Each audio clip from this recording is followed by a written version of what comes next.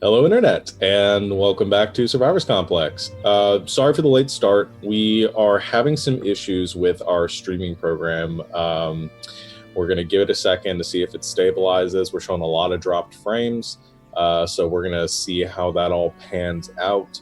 Apologies in advance if we end up having to cut the stream, if it looks like we can't stabilize and get this to a point where it is watchable. We will just go ahead and record the episode and try to post it as soon as possible. I mean, I think we'll try to get it up tomorrow if we can, just so we can have it up for you to watch. Again, apologies, bear with us. Recent updates and technology and stuff out of our control that we're trying to adapt with as much as possible. So we're gonna power through this, see if it looks and sounds good, and just go ahead and just everybody cross their fingers and hopefully it all pans out. But while I'm waiting to get any messages on that, if it's going to be good or bad or in between, a couple of announcements before we get started. We have our giveaway that is currently going on. We are currently in week 2 of this Morning Kindness to Homophobe giveaway. If you are interested in the details of that, head over to our Twitter. You can look at the pinned tweet there. It has a link leading to the Gleam website where you can enter multiple ways, primarily by following us on Twitch if you are not already. You can also enter by following us on any other platforms, and then there is a daily entry where you can recommend a game that you'd like to see us play. A lot of people have contributed to that. We are loving your input, and we really are looking forward to playing a lot of these games, many of which we have never heard of before. So it's going to be a lot of fun to try to bring those and figure out how to incorporate those in our stream here. So thank you. But we recently hit our first tier, the first goal that we had set for the giveaway, which was 150 Twitch subscriber or followers. We will therefore be giving away a set of stickers. We're going to be getting ordering some GameKnights decals, which we will be giving out to a lucky winner in our drawing. And I think we'll also try to incorporate those and maybe sell some of those in the store and do some other things with those along the way as well. Now that it seems like people are interested in them. So thank you so much for your contributions there. We will also be looking out for the next tier of our giveaway. If we hit 200 followers on Twitch, we will be giving away a set of Wild Space themed dice that were handpicked by the Master of Space himself. Otherwise, everything just chugging along there. In other news, we have our next session of Wild Space on Monday. We had our last session of Tidefall on Thursday, which will be going up on YouTube later this week. You can check that out. And we will be continuing our schedule from there. As always, if you're not familiar with our schedule at this point, look below on the Twitch, and we have all of our lovely upcoming games posted there as well. Otherwise, I think that is it. If we are good to go at that point, showing green or at least near green across the board, we'll go ahead and get started and jump back into the game. So, last time on Survivors Complex, the crew of the Relentless Gale Force had finished up their business within the Triton Protectorate of Nelsri, whereby they were inducted into the Glyhid as most of you honorary members of this organization for having slain a kraken, a great leviathan of the plane of water. Den was named a centurion of the Glyhid, given a role of an officer, and the benefits that entails for her duty to her homeland. You have a look on your face like you just remembered something. I never found out if I got the armor. Oh, no, you have your own armor. Okay. No, you didn't get the Glyhid armor. You can have some commission for you, but you weren't there long enough to be sized and get some Glyhid armor yet. because shortly after getting the commendation, you all whisked away to back to the surface once again and made your way to the Citadel of the Eternal Hold, a place where Lilibet's faction, this Eternal Hold, this religious organization, calls their headquarters, planning on seeking some information on a vision, or following up on a vision given to Den by her goddess. Upon arriving there, you recognize that the hold was vacated, and most, if not all, of the soldiers and priests there had left.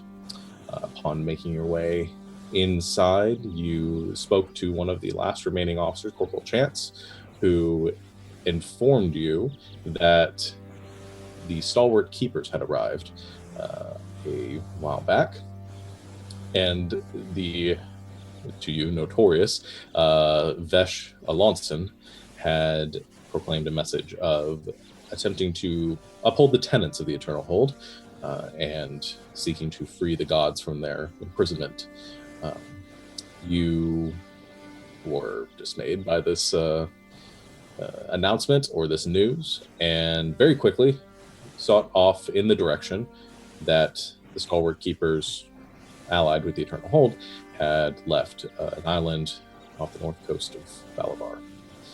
You boarded the Relial Scale and quickly began making your way that direction. However, only partly through your journey, a bank of fog rolled in, and 3 women boarded your ship with red skin, ritual scarring across their face, and mentioned a name that you hadn't heard in some time, Mother Madrin.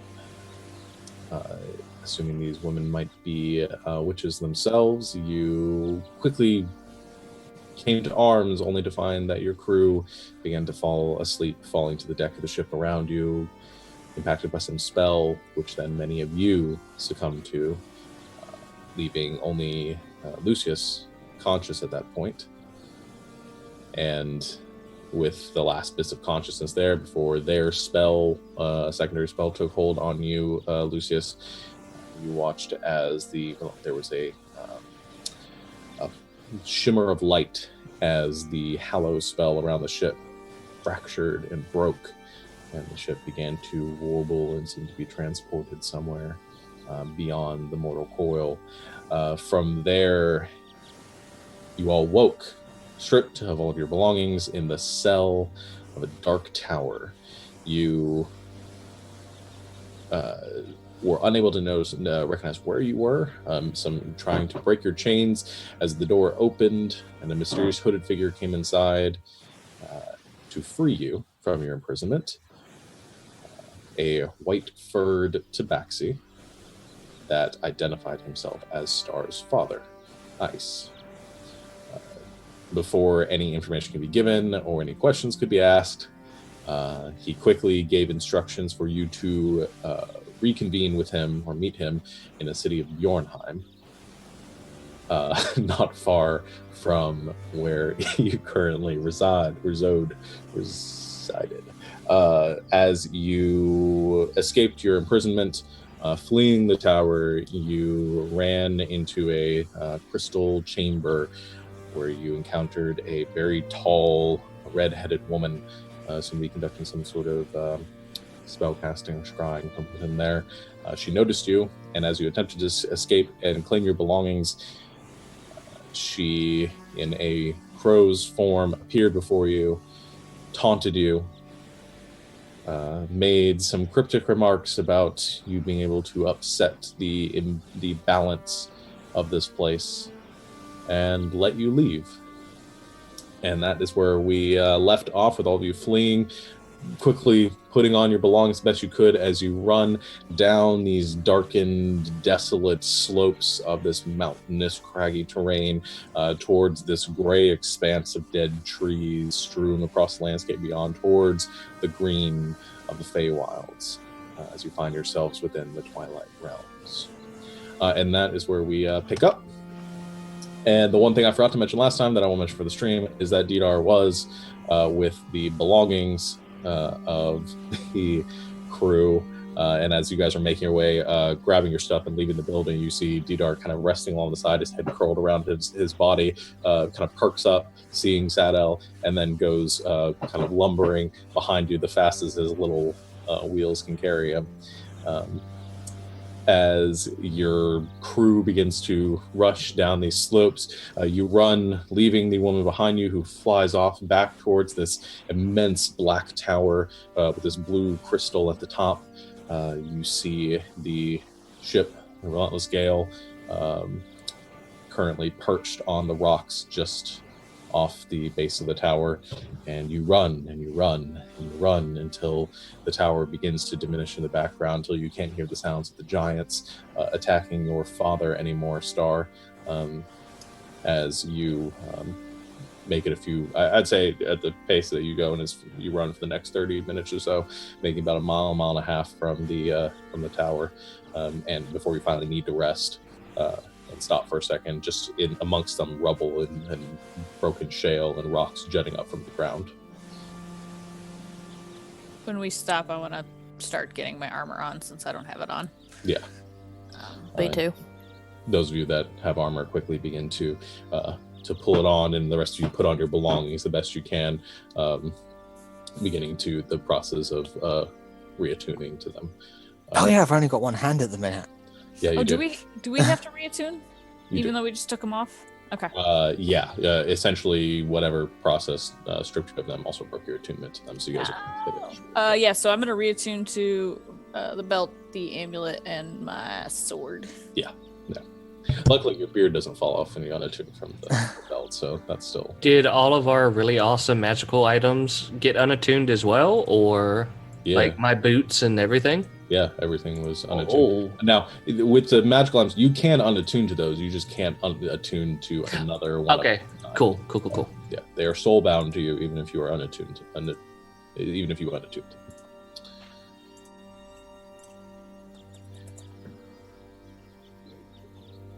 And okay, so that, I mean, if we spend, what is it, half an hour? No, 10 minutes to attune? It's about an hour. About an hour? A short rest to attune, yeah. Okay, because I also... You found a relatively, I say, with the amount of running that you've done, you're able to find a secluded enough spot where you're out of visual sight from anything than like an aerial approach. But. Okay, and I'd also like to spend 10 minutes and bring Gully back. Sure. Yep. Any conversations you guys are having other than dressing in silence? I'm keeping my eye on Den because I know I'm worried about her. Because I know she's worried about Holly. But I'm not trying to be obtrusive about it. I haven't said a word. Yeah, Star's just dead silent right now. I mean, I think eventually, like, once I've cast Gully and stuff, I'm gonna kind of look at everybody and go, so any idea where the hell we are? I was just gonna ask the same thing. None of these looks familiar, so I have no idea. Didn't we get a map as well? You do have a map. Star's father gave you a crudely drawn map of the immediate area, which is recognized by the map that all of you have on your screen, which is not as crudely drawn as the map that you have, but it outlines the important areas. I gotcha. Well, we're all as safe as I guess we can be. For now, at least.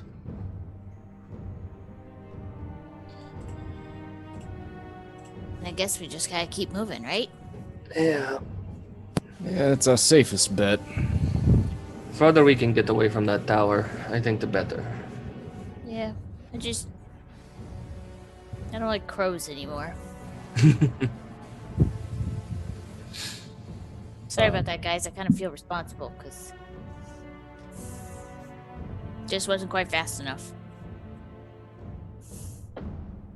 Oh well, it's fine. I don't think you have anything to apologize for. We were set upon by 3 creatures. that we did not expect.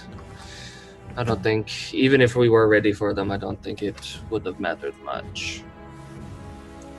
Yeah, just Star's dad told us not to get seen by the lady person. Yeah. Oh well, whatever. There's nothing I can do about it now.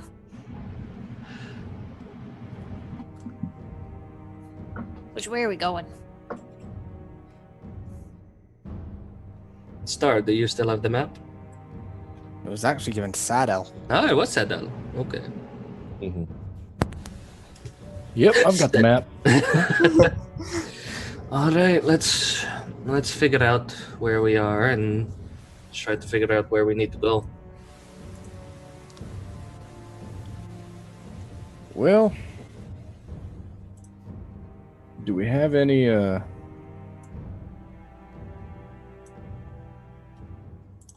Sorry, my brain stopped working. Points of reference? He said he'd meet us in Bjornheim. And do we know about where we are on the map? Yeah. Yeah, is the tower marked? Let me see. Actually, my scale on this map all got messed up, so give me 1 second to fix that. It's still not great. You guys know you're based on the I'd say between all of your navigating skills, especially if Star and Den give a look at the map. You can tell that you are close enough to the sea and far enough from the mountains that you are probably over in this area that Star's father marks on the map as Turgelach. Hmm.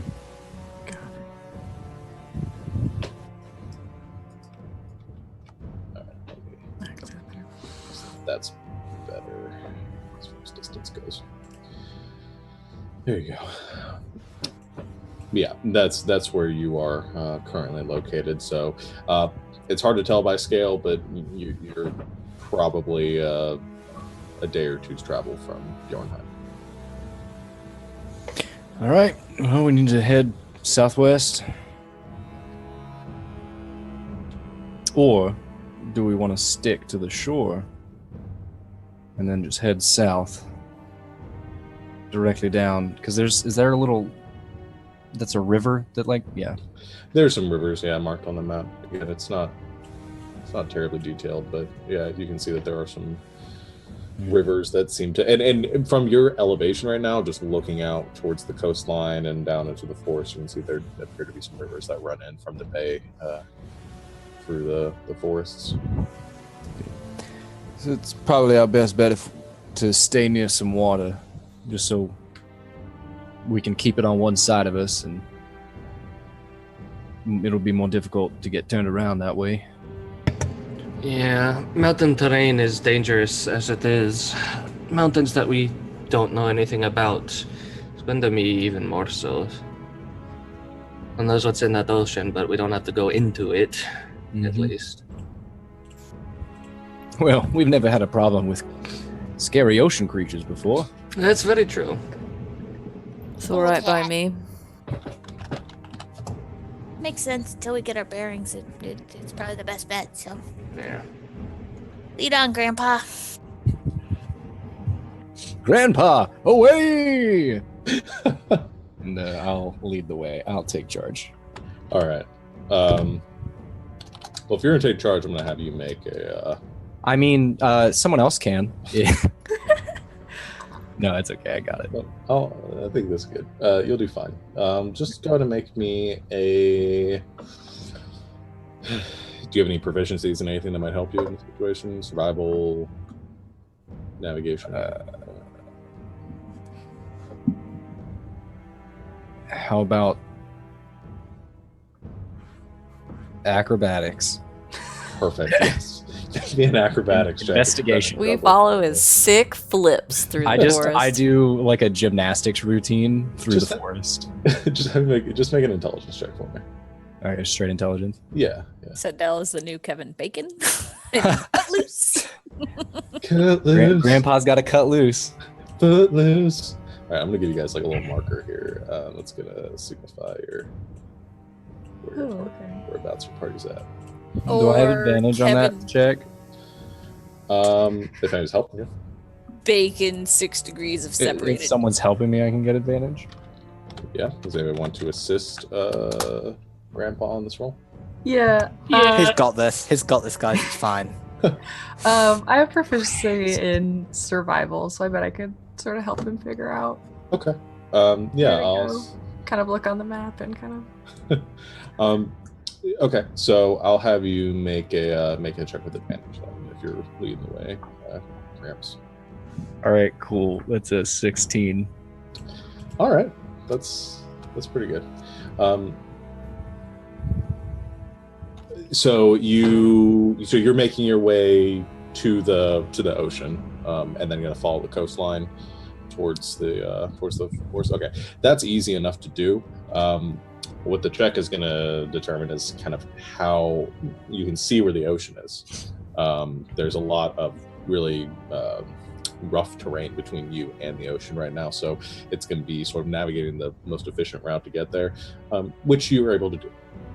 So you begin to make your way through these big, jagged breaks in the rocks and these rolling hills of broken shale and earth that fill this terrain. This entire mountainscape that you're at looks like it at one point was highly volcanic, that there was tectonic shifting and breaking to the earth that has long since settled and gives it this jagged and rough way that makes it incredibly difficult to travel. But you do the best you can. Hey, Sean. Yeah. While we're traveling, is there any way I could maybe, I'm not like a ranger or anything, but maybe I could sort of try to cover some of our tracks a little bit at some places? Sure. Kind of go along behind. Yeah. I'll say it slows your passage a bit, but you can certainly make a check for that. A survival check, I think, would be appropriate. Okay. Just in case. Yeah. So just for reference, I'm Nasty riding might Billy. follow us. Okay. Okay, survival. That is 22. That's really good. So you cover your tracks, and can kind of sweep it up and throw some brush on the ground, just really kind of solidify that, trying to obscure your travel as much as possible. Yeah, at least for the first part of our journey, and then maybe not as much. Which is good, because about 30 minutes after your travel has commenced and you've been following Sadel's directions, there's a noise that I think Den and Star pick up on first. You hear a voice that's echoes in the distance. It's very loud, and sounds far away. And I think the two of you might freeze or stop or however you want to react to it, but you're prepared when you hear it the second time, as it sounds amplified in your direction through some sort of magical means. You hear this raspy voice exclaim, kind of echoing through the foothills here. Prisoners have escaped. Search the area.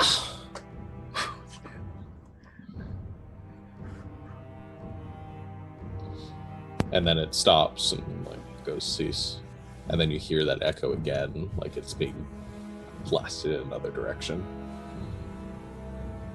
All of it's coming back from the tower that you came from, as if somebody standing with a bullhorn is just calling out in different directions through magical means.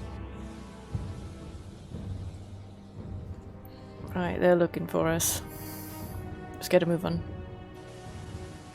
I'm gonna start stealthing. Okay. Make a stealth check. Are you scouting ahead, or are you just sticking with the group? I'll go scout ahead. That is a nat 1, so 14. Whew. All right. What?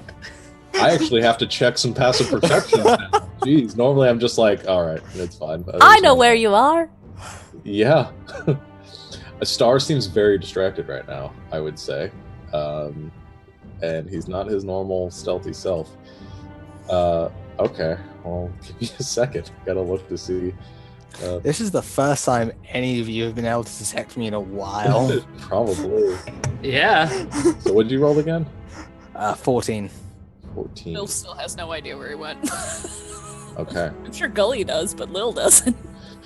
All right. Well, so Star, as you guys are heading through this kind of narrow crevice here, Star slinks ahead.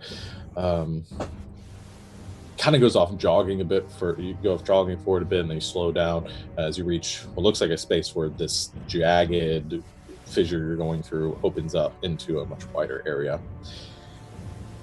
And as you kind of step and you kind of come around the corner there, you hear a thum, thum, thum, as something very large is lumbering across this open expanse.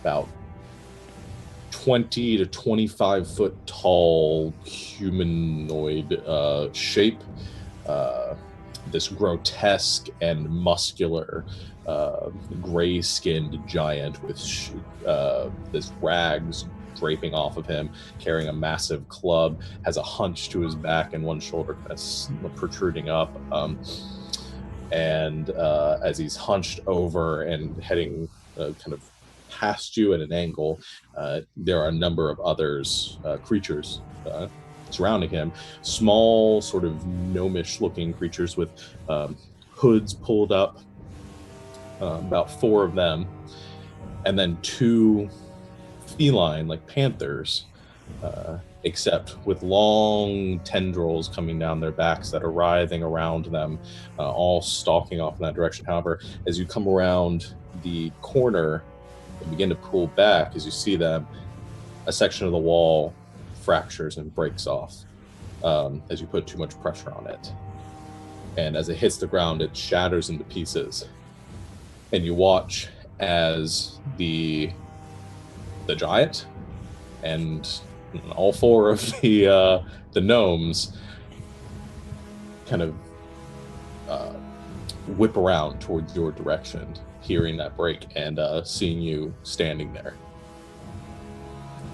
What do you do?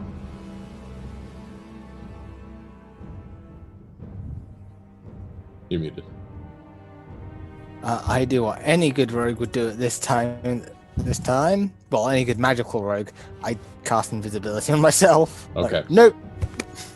Suddenly, you shimmer out of view, and you hear the sounds of some grunting and conversation amongst the gnomish creatures, and the giant lets out a billowing roar and goes stomping off in your direction towards you. All you hear this come from the fissure, and as Star sort of vanishes about 30 feet ahead of you. Yep, that's not a good sign. Anyone wants to hear? I am going to hide behind the nearest tree. You're- / pole / post. You are in a narrow sort of corridor right now. I'd say there are some breaks in the rocks that you guys can kind of squeeze in around to attempt to hide as they are approaching. I'll have everyone make stealth checks. Okay. I'll just hide behind Den. Don't we just make another one? Even though I'm like a foot and a half taller. Yeah, I'll say make another 1 star with advantage because you're invisible. I'm so glad I'm a halfling. Star is distracted. That's only a 20 total. Wow. Yeah, I rolled an 11. I rolled an Natural 11 as 20. well. 20, Let's wait. 19. 19, 9. 9. And what did you say you got, Lil? 11 as 11. well. Okay, so I think Lucius, who else rolled above an 18? Tova and Star, you're invisible, so yeah, you're pretty good now. Are you going back into the cavern, or are you making your way out so they'll go past you? Essentially, there's like this ledge, or for Star, there's this ledge here that you are on the edge of, as there's this fissure in it. And you can either go back towards the group, or you can kind of make your way around since you're invisible and they're not going to see you anyway. They're all coming straight towards that fissure, though. I can't hear you. I'm distracted IRL today, not just Star. Yeah, I'm gonna try go around them. Okay, so you kind of duck around outside. They don't seem to notice you as you turn invisible, and you stand there as you watch them go past towards into the ledge or into this this fissure. How high up is this fissure? Like the walls of it? About 20 feet. Do I have enough time to run up there to the top and hide up there? Okay. Yeah, I think you do. With that stealth check, I think you did well enough that you can, with your movement, quickly leap side to side and scale up to the top, and then pull yourself and flatten yourself against the top of this ledge. As you watch them come through, Lucius, you're able to duck into one of the small kind of fissures off to the side fast enough to get out of the way.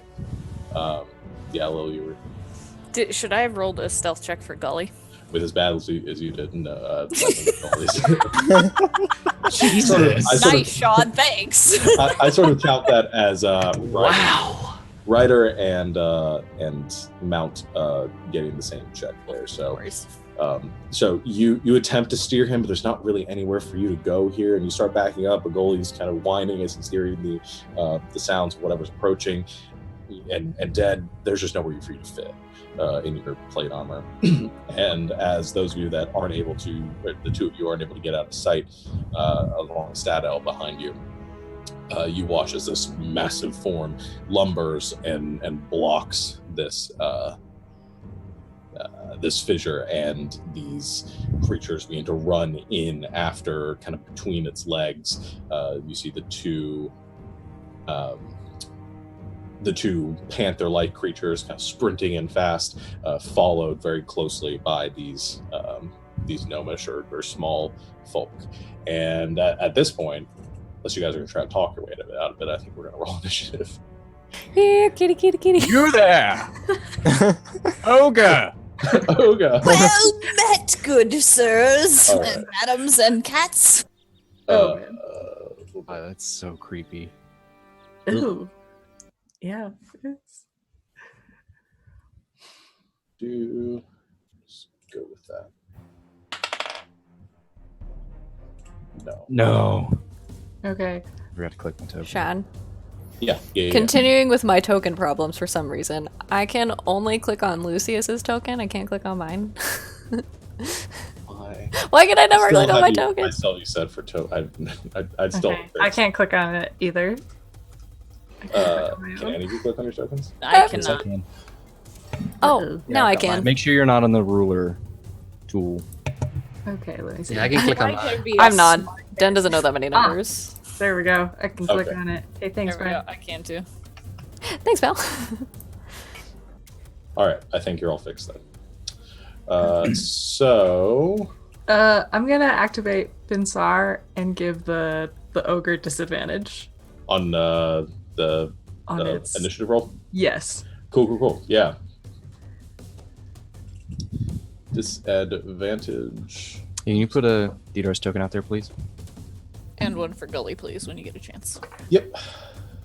Always forget Dedar and Gully. Lacking. Jeez. Should have had them out. Yeah, I'm it's just just a gonna go relaxed ahead and Saturday. All of your pets. All the friends. And where's Dedar? Ooh, Dedar's big. You do that every time. You go, ooh, Dedar is big. Every single time. All right. Anybody else's pets needed? You want your- Reginald. There you I'd go. actually totally forgotten about him. All right. Thank you to the two of you that don't have pets yet. Yet. I can make you pets if you solve want. this problem. So the giant rolled a 3, so that was good because otherwise Yes. that would have been. Let's adopt the kitties. And then the gnomes are gonna roll. Can name one key. Not great. Continuing with my shitty rolling of initiative, that's a 1. So, yep, I cannot roll initiative for creatures. That will be Saddle going first. Well, You got a shooting gallery here. I mean, they're all running straight in a line at you. It's high noon. how close are they to me? To you at this point, you have Den and Lilibet between you. And I'd say for the purpose of this, you guys can only stand 2 wide. Now, I don't think Den and Lil were right next to each other at this point, so you could make your way between them. Mm-hmm. They are probably 15 to 20 feet away from Den at this point, who's I think in the front. All right, I am going to run up right next to Den and blast wave. Okay. Shotgun mode. Let's go. All right. You sort of you press the glyph on the side of your weapon, and as you do, there's this humming energy and this rolling thunder that begins to emanate from it as you step up next to Den, aim forward, and poof, you all are used to hearing that cracking explosion noise followed by the screeching sound of a projectile as it hits before it hits. However, this time with the explosion comes this kind of warbling like shockwave that begins to emanate through the interior, blasting like chunks of the wall off and ricocheting through before it hits the first grouping that has made the way. I don't think it probably makes it all the way to the giant. Yeah, that's fair. It definitely gets the other 4 as they have kind of all funneled in. So, or 6 of them. Yeah, sorry. So I'll make checks for the gnomes. I'm just going to do these all in group. So dexterity, strength save. That'll be fail for the gnomes, and fail for all of them. So they all take 15 points of force damage, and are all pushed 10 feet back. Nice. Wow, this was not a tactical decision on their behalf, as the 4 gnomes are really not looking good. You tell us that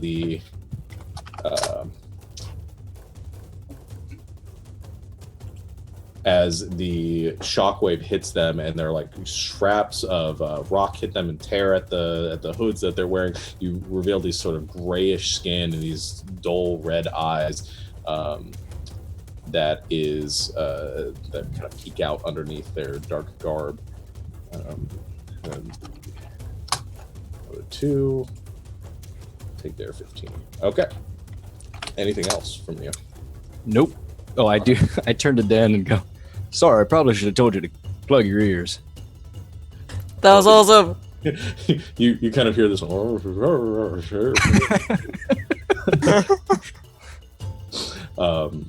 All right, and then they are all like pushed back into the giant in this cluster right now. Okay, that will put it to Lucius. Cool. So you said that they are all basically clustered together, right? Pretty much, yeah. Cool. Would you say they are clustered within a 40-foot cube? Definitely. Cool. He's gonna try to cast slow on all of them. Okay. At a 40-foot cube. Let me post it in the. Now the 40-foot cube emanates from you, so I So I have should to be get coming out of closer. stealth and moving. Yeah. Up then. Let me do that. Cool. Yep.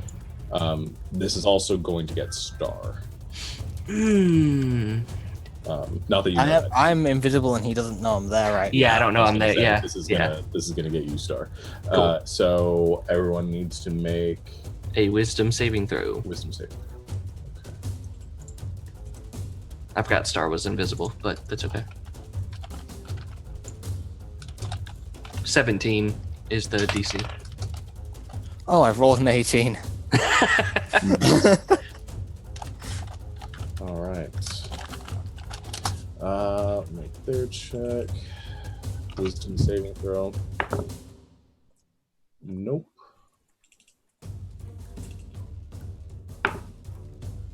That one succeeds. And nope, that's one shy. So everyone is slowed except for the panther-like creatures. Awesome. So just for chat, takes a -2 penalty to AC and Dex saving throws, and it can't use reactions. On its turn, it can use either an action or a bonus action, not both. And regardless of the creature's abilities or magic items, it can't make more than one melee or ranged attack during its turn. Okay. Which is kind of cool. All right. So Vapor Puppet is. Can we say that the Vapor Puppet was out already, or do I have to? I'll say, because you did. You can summon him if you want to, but he's not out already. Cool. Yeah, I summon him, and that is the end of my turn then. Okay. Let me mark all the slowed creatures. All right. Tova, it is your turn. Because you are hiding up about 20 feet above the floor. Probably at height with the giant, though it can't see you right now.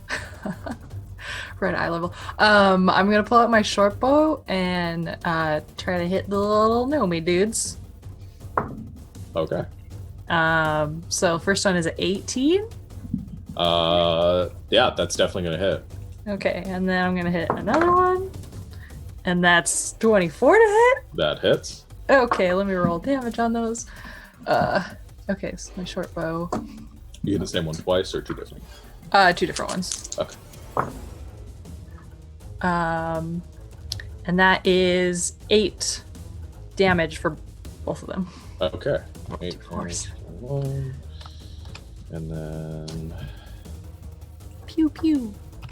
they're both still up, but they're with the crack as you hit both of them.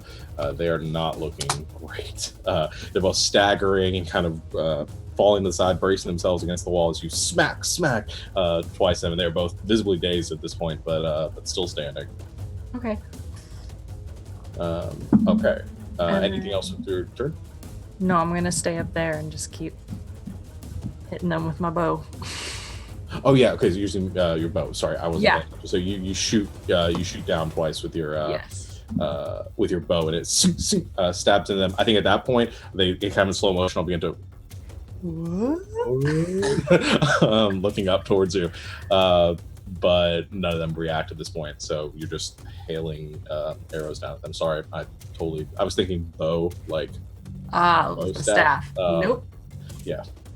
My little short bow. And that's it, because I cannot yet hide as a bonus action yet. Someday. Okay. That's my turn. I'm gonna stay there. Awesome. That'll be Lilibet then.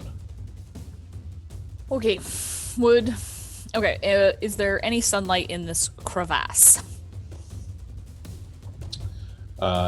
There is not any sunlight in this place. No. Darn. Okay. Yeah, the clouds are heavily obscuring any sun that might be up there. So I just want to make sure for my armor class. Second of all, if I go into, does the cube of slow affect me if I was to run into it? I think it's a one-time thing. I don't think it... Okay, I was reading through the thing. Yeah, but I just wanted to make sure. It's 6 creatures of your choice in a 40-foot cube, so it's not... Yeah, you're fine. Okay, cool. And they're all still clustered together, right? Yeah. Okay. Well, that's fine and dandy. I'm still on Gully, so I'm gonna run up with Gully, because I think they're about 30 feet away from me. Okay, you can definitely make it. I'm gonna jump off Gully and then try and hit the big mamma jamma in the toe. Okay, so you're gonna go after the giant? Yep, I'm gonna go after the giant, because Okay, I make smart choices. Okay, so you actually run up with Gully, and sort of as all these creatures are piled together, I'm gonna say you're pretty small, even with Gully, and you sort of zigzag between them and kind of head towards the back of the grouping where you swing towards the giant. So yeah, go ahead and make your attack. Cool. Here we go. Do.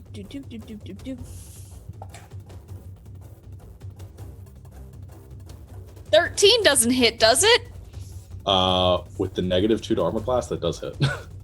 Oh, well, Yeah. that's lucky. Yeah, because he is slowed right now and very large and didn't have a high armor class to begin with. I'm giving him a paper cut in between the toes.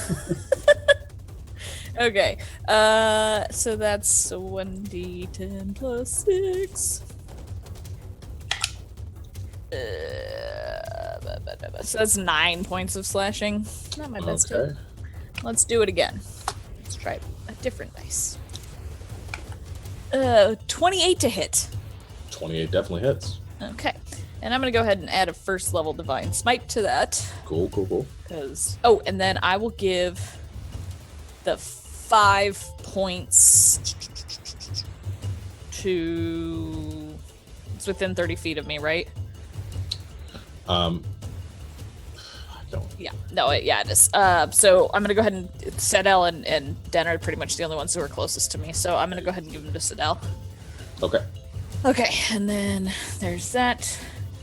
And so that's 2d8 and a d10.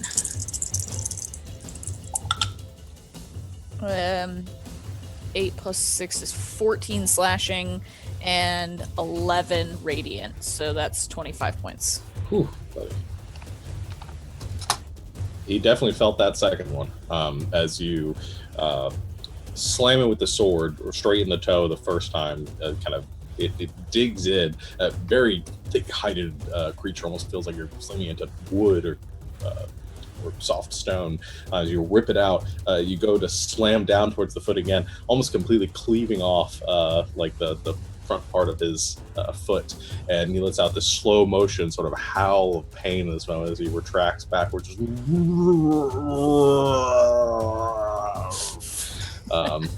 he's striking down towards you. And then I'm going to have Gully attack. Okay. Try to bite him, since he's right there with me. Actually, no, I'm going to have Gully turn around and bite one of the gnomes. Is that cool? Sure. Cool. That's what I'm going to do. And he is bite +3. Okay. Nope. Nope. He got the natural one. So 4. Yeah. Guys, me and the natural ones today. Jeez. Sorry. Okay. So Goalie goes and takes a bite at the one, kind of biting at it. This gnome there. The gnome quickly kind of deflects up with a short sword, just bats Goalie to the side. The Goalie outside as he falls and kind of leaps back onto his feet, undamaged, but definitely riposted by that gnome. All right, Star. It is your turn then. So you are. Just double checking with the clouds and everything. Would it currently be dim light in here or just? Yeah, it is dim light. Oh, goody. I am casting Shadow Blade. All right. There's my bonus action. Going up to the big guy, and then I cast Green Flame Blade to attack. Okay, so you're using Green Flame Blade on a Shadow Blade. All right. I don't see any problem with that, so go for it. Make your attack with advantage. And yeah, I'll let you guys know you're in a place called the Shadow Desolation, so, probably a little dark here. Not 20. Oh, shit. Right, I will do the... is there one of the little things within 5 feet of the big guy? Yeah, I'll say sure. Okay, so I'll hit one of the little gnome things with the extra damage. So I'll do the Fomorian's damage first. Okay. Oh god, I've got to roll so many dice, guys. Okay, where's my other D8? So 9, 12, then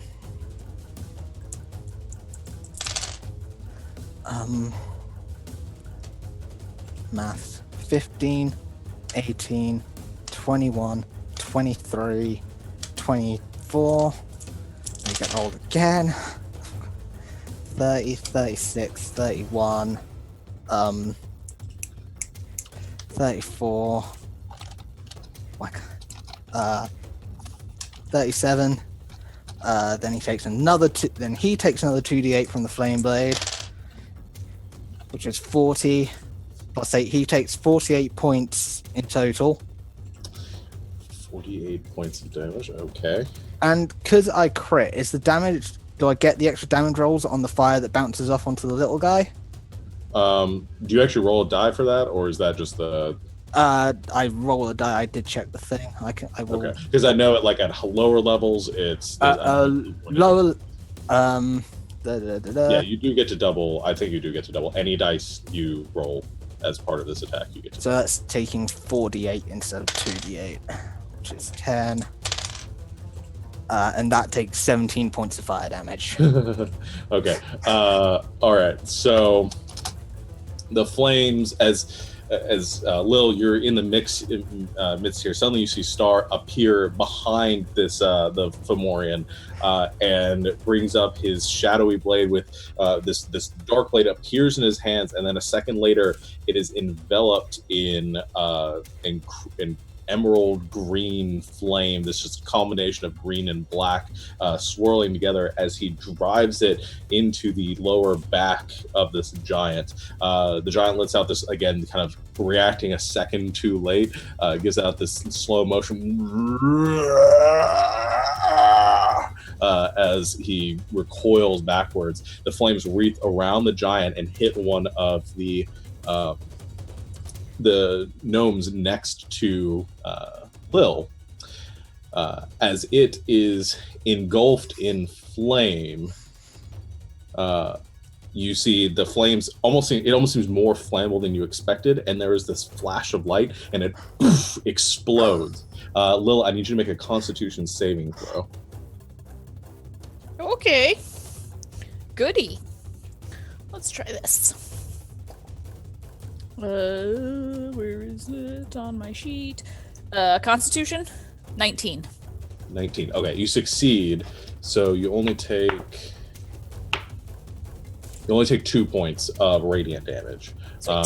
As there is an explosion of light from this dark little gnome, and it is engulfed and sort of burns out like flash paper almost. You avoid most of the strike, and you're able to look away for a second to avoid any other detrimental effects from that. Nobody else is in the radius. Gully? Gully has to make it 2. Okay, I will do that. And funny enough, because they're all close to the other gnomes are going to have to make it 2, because we might get some more explosions here. Oof, Gully doesn't get it. He's got an 8. I get just a chain reaction of all of these. Well, let me make the... So Gully does not make it? No. Okay, how much did I roll again? I rolled 5. So he takes 5 points. 5 points, Gully's gone. Gully's gone. The other gnomes... Constitution save. That succeeds. That succeeds. That fails. So he succeeds and takes 2. He succeeds and takes 2. So we don't get a chain effect here, as the 2 that are weakest actually do succeed, and the one that was still looking okay fails. However, the one that failed is now sort of wiping his eyes and kind of looking around, like he currently can't see. It does appear to be blinded at this point. And Gully also just sort of disintegrates from the blast. All right. That will put it to their turn. So, of the 2 gnomes remaining, all 3 of which, or of the 3 gnomes remaining, all 3 of which are currently slowed, 2 of which, or 1 of which is currently blinded. A lot of effects going on here. They're all just going to take it safe and go for Lil, because you're the closest and the only thing they can really get to. So, Lil, that is going to be... Now, what's the slow effect on it? You can only make 1 attack, or it's only an action or a bonus action? It can use either an action or a bonus action, not both. Okay, but he can still make 2 attacks. If they can. It can't make more than 1 melee or ranged attack during its turn. That's what I wanted to know. Okay, so he is going to make Gonna make each of them are gonna make one attack against you. One of them's gonna be a disadvantage. So, Lil, that is a 11. Misses. A 22. That hits. And that one's a disadvantage. One was a natural 20, the other one was a 10, so that one was Yay! so one of them hits you. Yep. It's gonna deal 4 piercing damage. And that's it. All right. So they all go to strike out at you with their swords. None of them, or only one of them, able to hit, just dealing a little bit of damage to you. Basically, a paper cut to you at this point. The other 3 just swinging blindly. No pun intended. And that will end their turn. Do they make wisdom saving throws at the end of their turn? Yes. Okay. Once again, I'm just going to do these all together. Okay, that's a fail. So, Deb, it's your turn. Okay. I want to cast a spell once my character sheet comes up. I think I want to cast Shatter just right in the middle of them. Okay. Can I do that without killing my friends? It'll hit me, but it'll be fine. It'll hit a little bit, yeah. I mean, Can't put it like back a little bit. not if you want to get all of them. Because Lil is in the middle of all of them right now. Do it. I don't really want to do that, Do it. Do it. but I want to get all of them. Do it. Do it. Okay, I do it. Do it. Good. So, Use your anger. they're all ready to make Constitution saving throws? Yes. Okay. And what's the radius on it? It's a 10-foot radius, so 20 feet across. Okay. Lil's con save was a 24. That's enough. Okay, so we'll start with Placer Beasts. That's a 19, so I think that succeeds. Florian. That's a 22, so I think that succeeds. And the gnomes, I don't think it'll even matter. They fail. What's the damage? I rolled 19 thunder damage. Yeah, it That's didn't a even lot. matter to the gnomes. I think they would have all died anyway. On 3d8. Are you sure I can't like backflip out the way of this or something? Because I only rolled a 7 on my save. Ooh. Oh, that's no. right. I don't know you're there. Yeah, I think that would. No, I was visible at this point. You were weren't. visible at this point. Oh, well. I'd say you could have avoided Star with Did it. say I was behind the giant. You are on the other side of it, and there's enough space between the creatures and where you guys are at that you could position a little bit forward if you did want to hit Star. No, I don't want to hit it. It'd be squishy. Okay, so yeah, Well, could I'll take say- it. Also, from back here, I can just keep murdering things non-stop with my broken combos. Yeah. So that's 8 points of damage for the halves damage. Am I taking half? Yes. Okay. I think it's 8 points of damage. You say you did 19 total? 19 total, yeah. Oh, sorry, 9 points of damage. I can't do math. I'll hear you. All right. However, Lil, as all 3 of the creatures around you die, they all go up like flash paper again. So I'm also going to need Lil to make How many? 3 Constitution saving throws. 3. Here we go. I thought maybe it would just like hurt him a lot. Nope, they did not have any hit points left. Oops. Okay, so the first one is a 21. The second is a 25. And Yes. the third is a 24. All succeed. So you take half damage. 6 plus-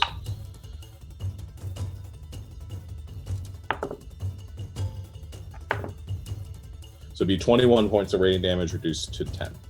Woohoo! And you are not blinded. However, all 3 of the gnome creatures are gone. So, Yes. All right. So, Den, anything else for your turn? So the giant and the two kitties are left.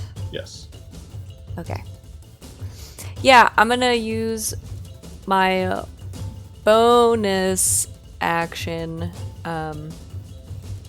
No. Yeah. Yeah, I'm gonna use a bonus action to use one of my channel divinities to do Gale's Fury. Okay. And become wreathed in electricity. And then I'm just gonna run as far as I can get towards. Well, I don't want to go right next to Lil, so maybe to one of the displacer beasts, if I can get to them. Yeah, you can get up to one of the displacer beasts. Okay, great. All right. That feels sufficient. We'll put it to Divar's turn, who's sort of like the cleaner in Labyrinth, kind of taking out the entirety of this this hallway here, and I don't really know if can get closer to the fray. Yeah, it's okay. He can just stick by me, Okay. just in case somebody decides to get a little too close. Yeah. No, he can stay back there and protect you, because otherwise nobody would ever get past everyone else. Okay, so that will put it to the displacer piece's turn. Who, Den, you're right up there in their face. So Yeah, he takes lightning damage. Wait, I'm trying to remember how much. 5. Yeah. oh, did I say the displacer beast succeeded? I did, didn't I? They don't take any damage. No one knows what you're talking about. The displacer beast seemed to avoid your previous attack. The shatter. Okay. He takes 5 lightning damage. He does take 5 lightning damage. Both of them or just one? It's within 5 feet, so probably just one. Oh, both of them? Yeah. Even better. Light him up, dude. All right. So they're both going to take their attacks against you. They are both still slowed. No, they're not slowed. Wait, can I push them 10 feet away? Yes, you can. I do that. All right. So there's a crack Just to of be lightning. petty. Get thrown 10 feet away, and they run 10 feet back towards you to attack. 10 less feet than you had before. That is. So that'll be first two attacks against you. Both of them miss. I don't know why I was rolling on there. Real dice. Second 2 attacks. Both of them miss. All right. So 4 of these tentacles come whipping out towards you. All of them missing you. As they are, these panther-like creatures are growling in your direction, snarling. That will end their turns. So it'll be the Fomorian's turn now. And it is not a fan of Star. It is going to wheel around with its great club to make it only gets 1 attack. So come on. It's an 18. Doesn't hit because my AC is currently 20 because we're in dim light. Yep. So takes a slam at you and thinks it hit you. It's a as it lifts it up, you're standing on the other side of the club. However, as it looks at you, leers at you, see this one sort of massive bulbous eye that is currently like locked onto you in this fury. I need you to make a charisma saving throw. I have advantage because, again, dim light currently. And is he within 10 feet of me? He is not within 10 feet Okay. because he's on the other side. The giant takes up 10 feet of space. How much have I got on charisma saves?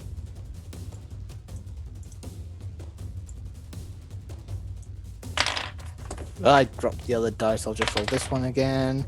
15. 15 succeeds. So you are able to avoid whatever. Oh no, you take half as much damage. So you take 2,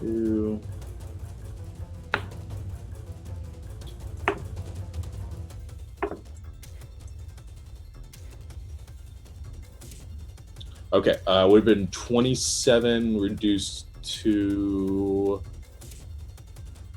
13 psychic damage. Mm-hmm. And I have to make the concentration check for my Shadow Blade. Yes. All right, and that is it. So you avoid that strike. All right, That is, so that is I actually rolled 17. 17. So Yep. yeah, you're good. That will end its turn. It'll make another Wisdom saving throw. That'll be an 18, so I think it succeeds on the Wisdom save. It does. No longer slowed. That will end his turn. Not that he will probably make it another round. Sadell. Rudy Tooty point and shooty. And since I'm not going to move this turn, I'll get advantage. All right, you got 2 Displacer Beasts and 1 Giant. I will take a shot at the giant. Okay. How's a 30? 30 hits. Thank God, because I'm waiting for the day that I roll that high and you go miss. 13 piercing and 8 thunder damage. That's how the dragon fight was. It was like, no, that's Yeah. missed. Wait, no, that's missed. Oh wait, that's Yeah.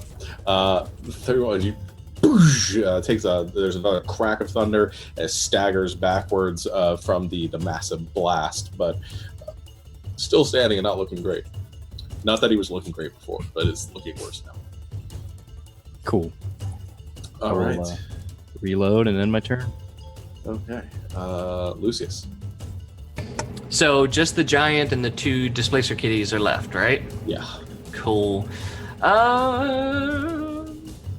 Shadow Puppet or the Vapor Puppet is going to go up to the Displacer Beast that Din isn't fighting, or I think they're both on her. They're right? both on me.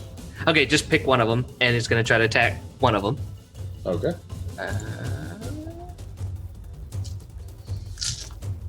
He's going to punch it, not shoot it, or try at least.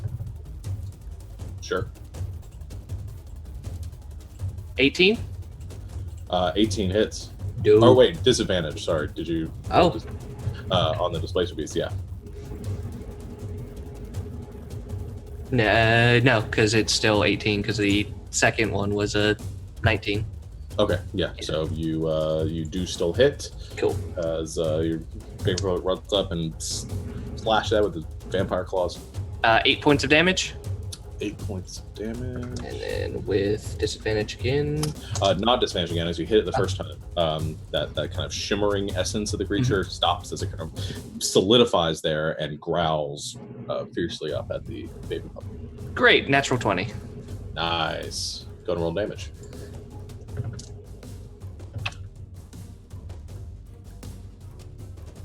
$13 points of damage.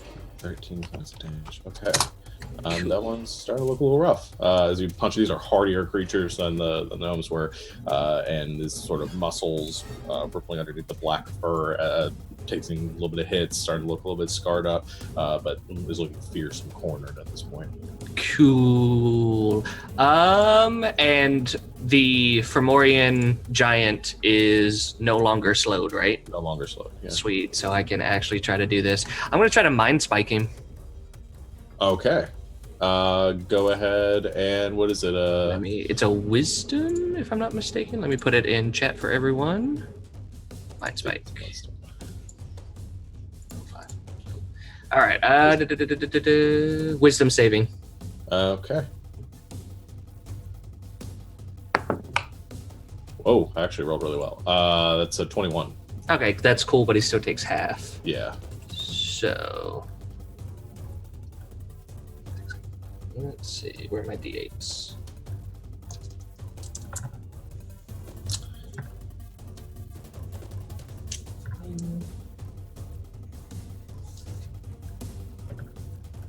Uh, 21 halved.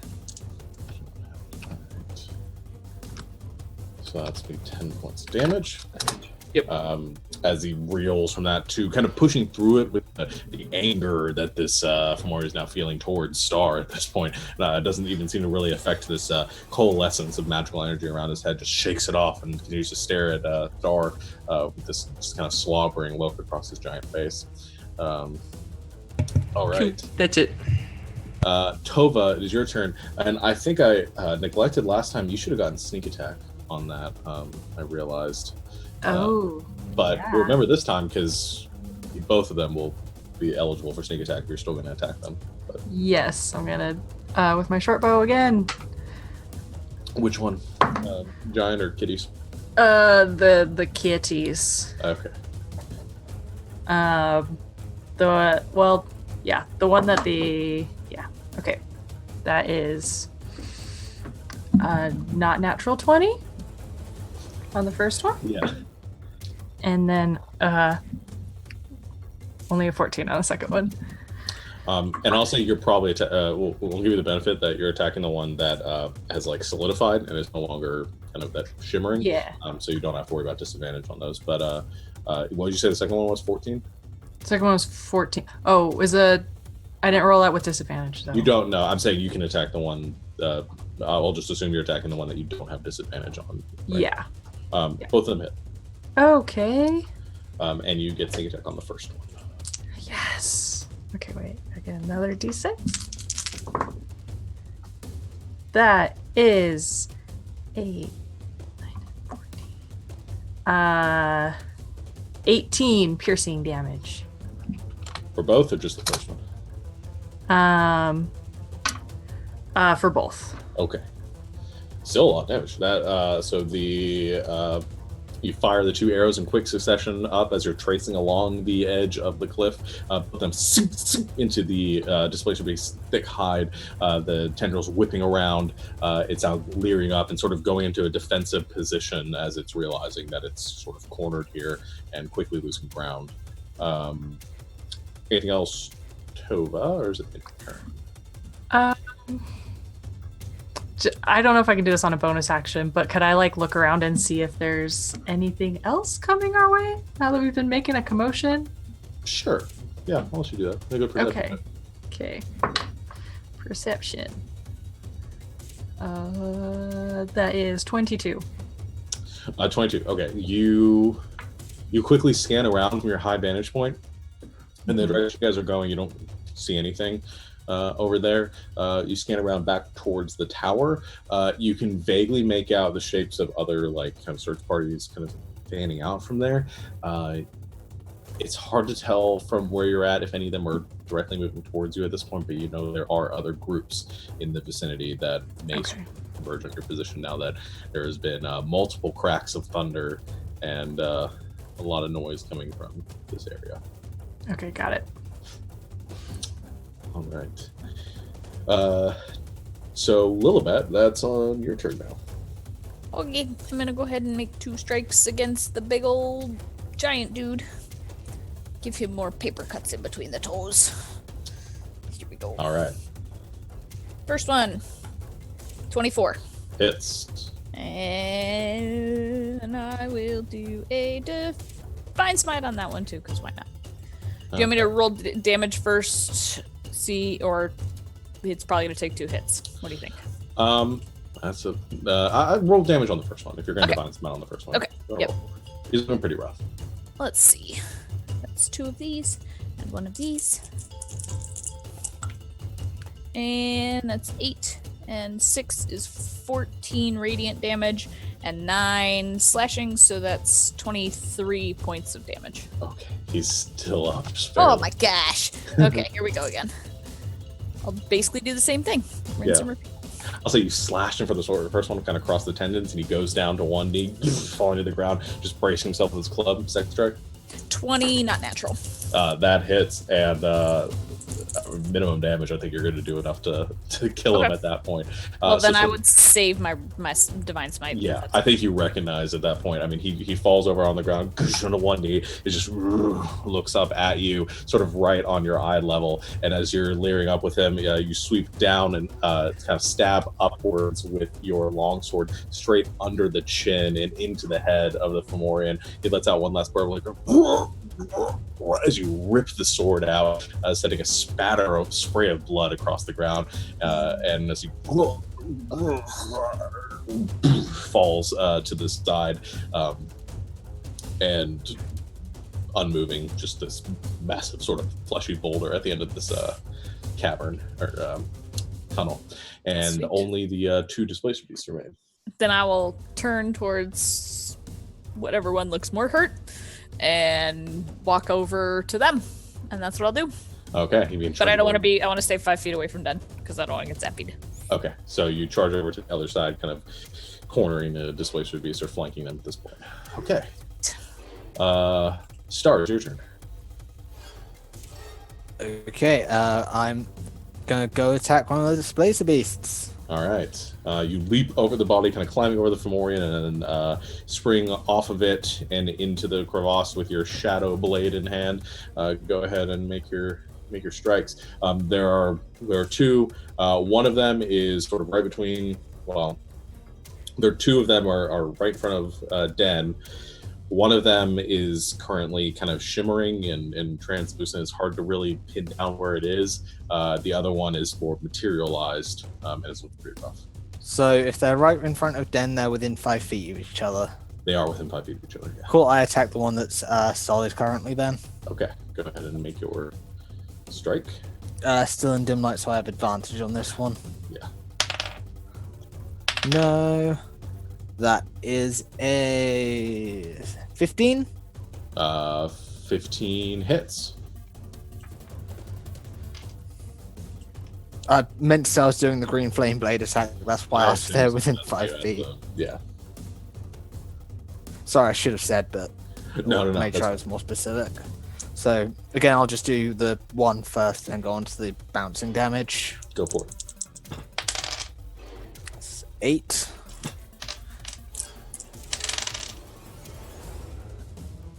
9, 16, 20, 23. Why can I not count again? 26. Plus 5 is 31. Do I need to keep going? On the damaged one, no. You got that one. You're good at this point. That one is toast. And the other one just takes 10 points of fire damage. 10 points of fire damage. He's still up and still shimmering.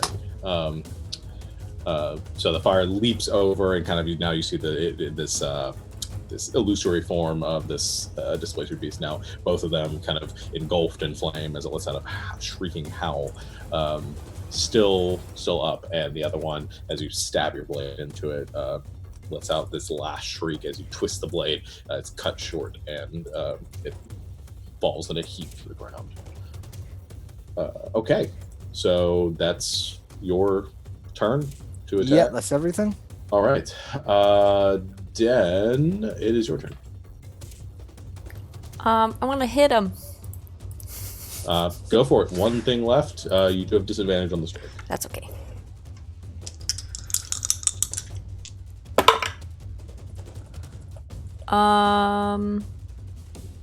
Oh my gosh, I can't do math. 19. 19 hits. Yay. How much damage do I do?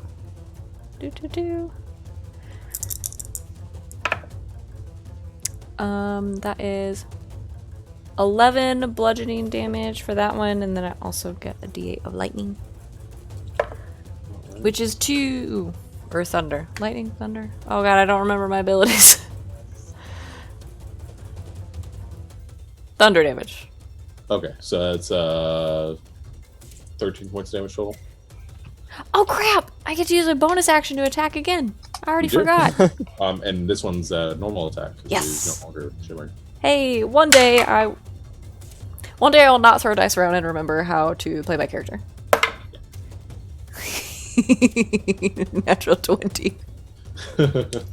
All right. Yay me! Go ahead and roll damage. Should have waited to do the thunder damage. I rolled 2 4s. So I get more. I rolled another one. This is gonna be the greatest thing ever. Okay, that's 3. So 4, 8, 12, 15, 18, 21, 23, 30 bludgeoning damage. Shit. Eat it! 30 points of bludgeoning damage. Slam down with the flail, cracking into the displacer beast. Wait, just kidding. No, that's right. Okay. I thought I missed a dice. I'm sorry, I thought I missed a dice. That's right, that's all of them. Oh, okay. I can't count. It's like an OxyClean commercial. I'm It's like, sorry. "Oh, Wait, there's more! Just kidding, there's not, I just can't count. And he goes prone for a second almost from the just the weight of the strike. Just barely begins to pull itself back up. Is looking very rough. That will end your turn. That'll put it to Didar's turn. It is the same position. Can't really. Yep. Do Just much. gonna hang out. Just gonna hang out, just kind of itching, wanting to go forward, and just not. He just sort of like nudges me some as like, you can do it, friend. That'll put it to the displacer beast's turn. It is not looking good. It's going to. I mean, you can't even run away at this point. Yeah, oh, well, it's going to try. So it's going to use its action disengage, and it just begins to climb up the cavern. And at half movement, is only able to make it like just up to the lip and begin to pull itself up as it is trying to flee from these strikes. This is a silly question, but it's just a mechanics question. Can it disengage from all of us, or only like one person? Yeah, disengage means it can't attack Anybody? Okay, anybody. darn it. Yeah. Fair. Or nobody can attack it. So yeah, it pulls itself up and is just cresting the edge of that lip there. It is trying to escape, but that's as far as it makes it, and puts it in perfect view of Sadell. It is your turn now. Oh, poor Going kitty. To slaughter the poor kitty as it is trying to flee. Yeah, why not? Go to make a strike. An 18? With disadvantage, because I guess it'd be canceled out. Okay, so 15. 15. So that will still be enough to hit it. 17 piercing, 16 thunder. Okay, it's gone. You leave a smear of just crimson on the side of the rock wall as half of this displacer beast makes it up to the top, and the other half falls and lands in the midst of your group. Whoops! And Whoa. That ends combat. I gotta give Sadell a high five. High five back, I guess. I whisper into the bracelet to Tova, saying, "Is there anybody coming?" Yeah, we got to get out of here. Yeah, I'm gonna look around again to see if any of those parties are coming this way. Okay, so you rolling forward the check you made before, you kind of keeping an eye on the ones that you saw before, you do see some of the groups appear to have changed their patterns and are heading your direction. Okay. Yeah, we got to get out of here. Okay. Continue running the way that you guys are going towards the shores. Okay. So you very quickly, or as quickly as you can, continue traveling at Sadell's with the check you made before in the direction that you were guiding. And as you The travel is relatively easy, considering you are sort of traveling downhill the entire way, heading to lower terrain down towards the ocean. And you can still every so often hear the sounds of creatures in the distance calling to each other, the sounds of giants roaring, more of these search parties trying to locate you, but with, again, rolling forward your guys' checks from before the battle, obscuring your tracks, trying to very quickly making your way from that vicinity. It does seem that they're converging in this area, but they are quickly losing ground on you. Eventually, the terrain begins to level out, and you reach a point where you can see out. You've made about half a mile from the ocean. You can see the land here kind of comes out to a cliffside at the edge of this bay of this Dreamer Sea that extends out as far as you can tell in the distance. You've been traveling for hours at this point. And as far as you can tell, the dark lighting of this terrain has not changed. It's stayed this perpetual gloom within this rather like bleak landscape. Out to the forests, or kind of beyond to your what the map indicates as being west, you can see shafts of light piercing down over the green foliage, again unchanging.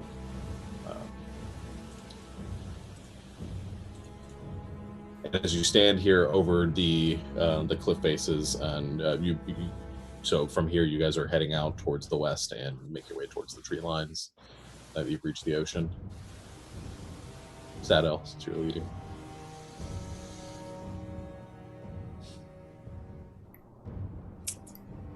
Yes. Yes. Did you hear what I asked? Oh, yeah, I was. Dan had her hand raised. Okay. We did. No, I'm sending you a message. We totally lost the stream there for a minute, and it's starting to reconnect, but I don't know how good it's going to be. It's been disconnected for like 20 seconds. Sorry, I was trying to wrap it up and come up to a starting point. Yeah, let's go ahead and we'll go ahead and just we'll take a break. If you guys can hear us / see us, we're going to take a break really quick and see if we can't figure out what's going on. Okay, we'll be right back.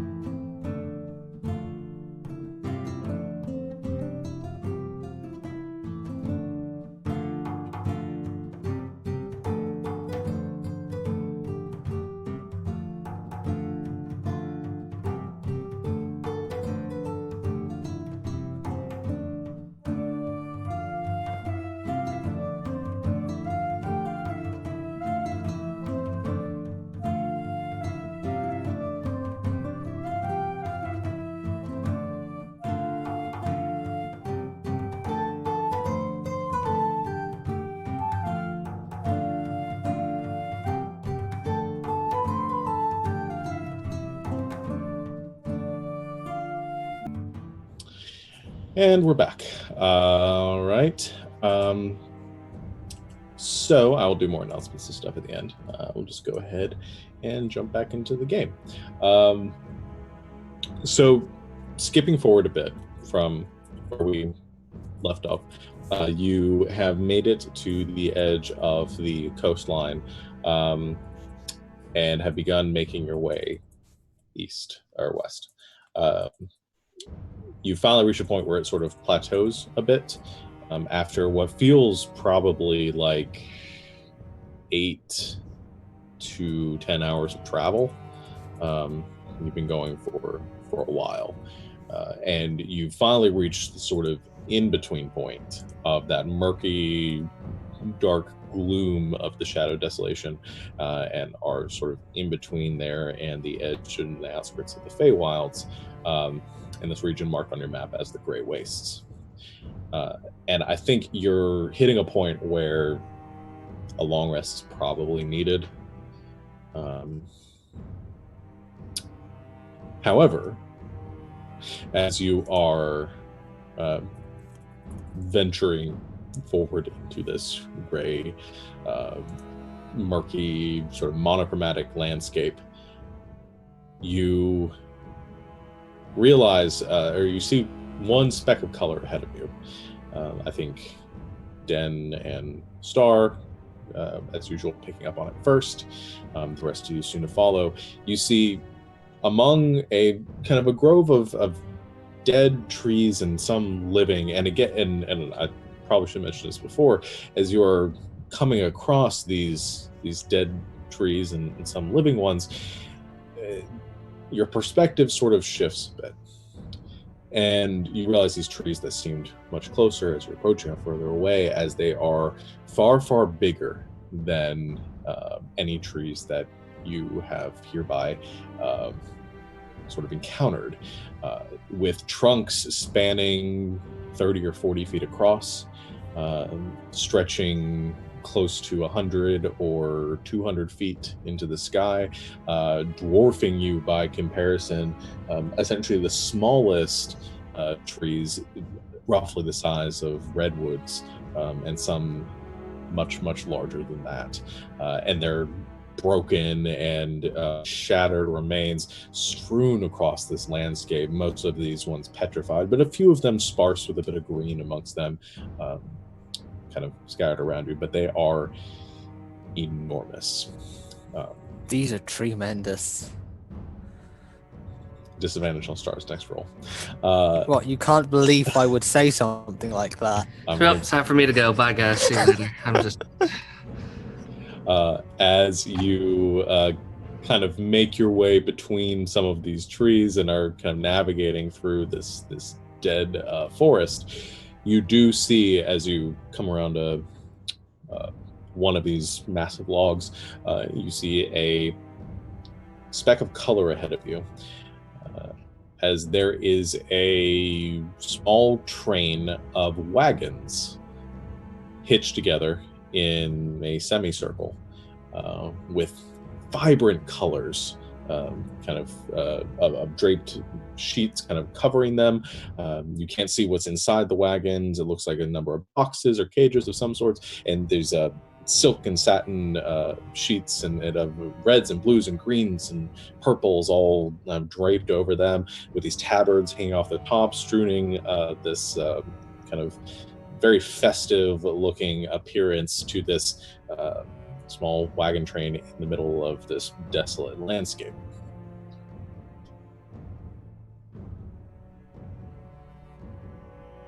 And we don't see any people or anything?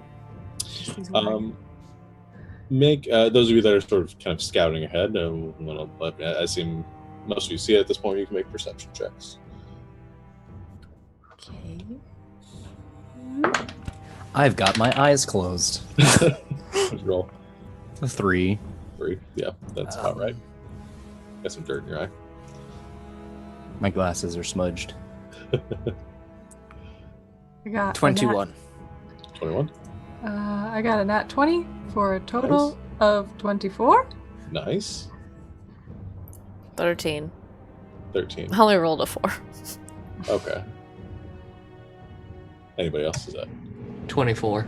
24. Okay. Those of you that rolled 20 or higher, you get a pretty good idea of the situation.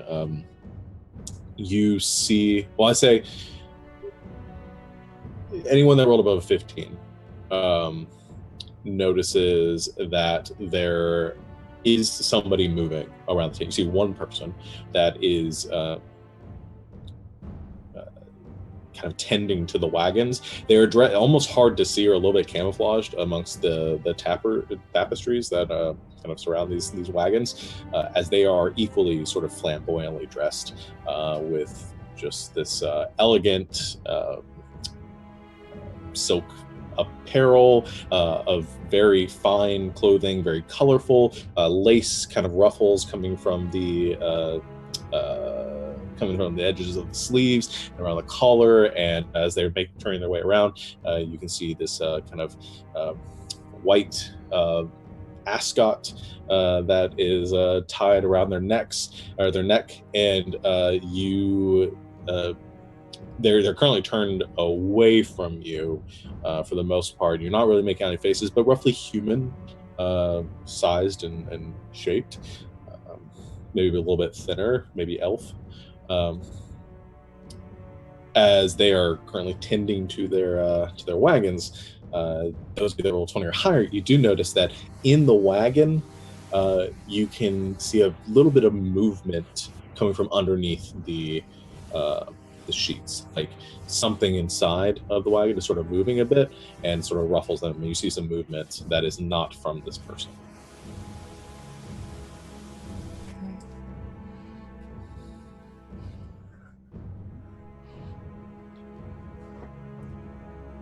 What do you guys want to do? Want to sleep? Do we want to skirt around these guys? We could just get some sleep. Yes, we've been traveling all day, it seems. Would rather not talk to anyone at the moment when I don't know who they are.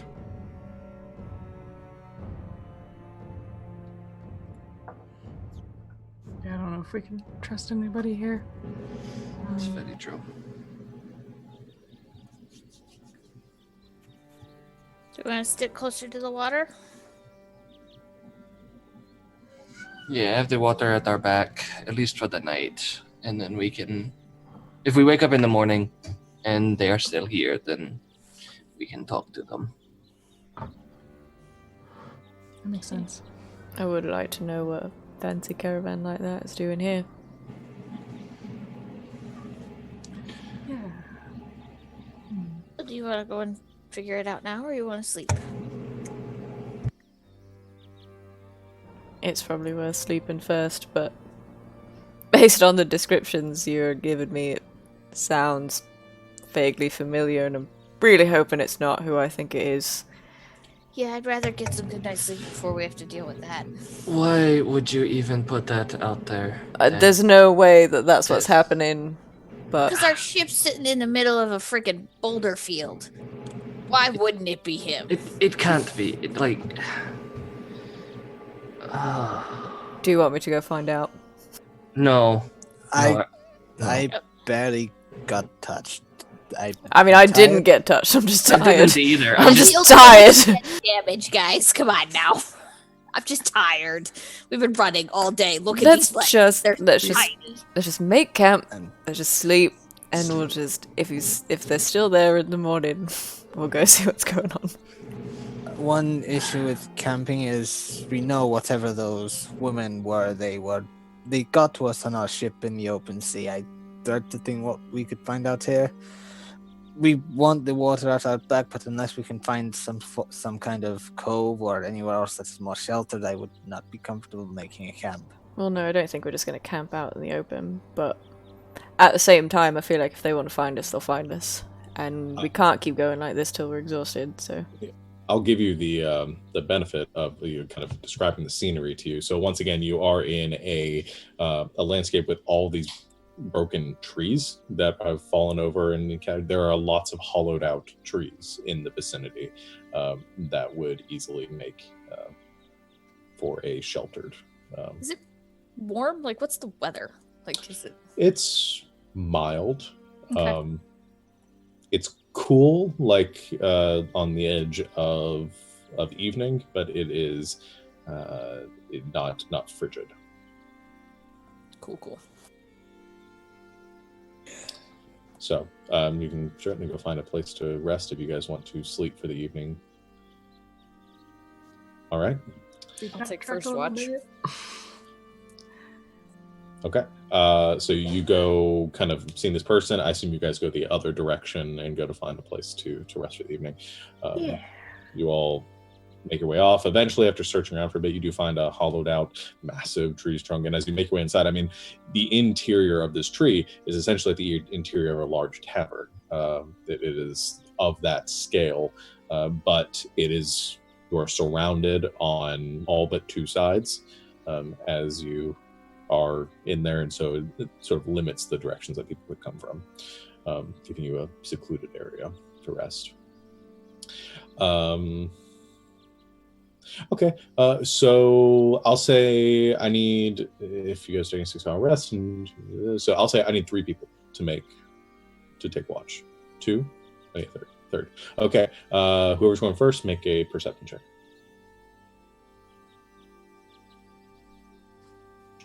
Here we go. That is that plus perception. 13. 13. Okay.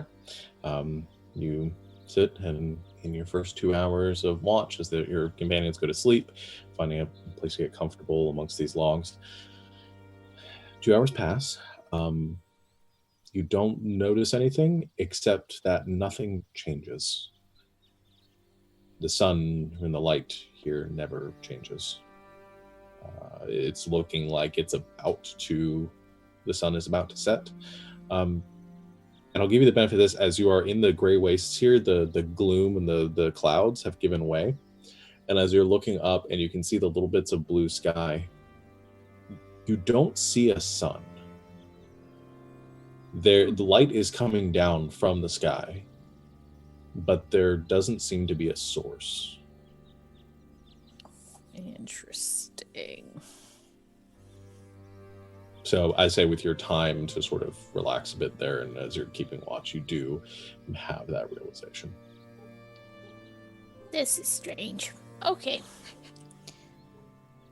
And I'll finish my watch if I don't notice anything, and I will wake up Den and let her know, like, I swear you've been asleep 2 hours, but the light doesn't look like it.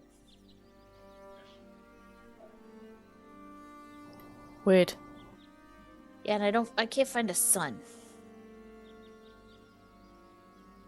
How is there light with no sun? I don't know, maybe it's magic. There's like daylight and stuff. Like spells, Yeah. I mean. Yeah, but I don't know. Maybe I'm just delirious. Maybe you'll find something different. Well, if there's no sun, we're definitely not in Sarthia anymore. Ugh, that's a scary thought. Okay. Well, we did it once before, we came out alright. Maybe there's a tavern at the end of this one too. One can only hope. I could use a drink. Yeah, alright. Okay. Go to sleep. Okay.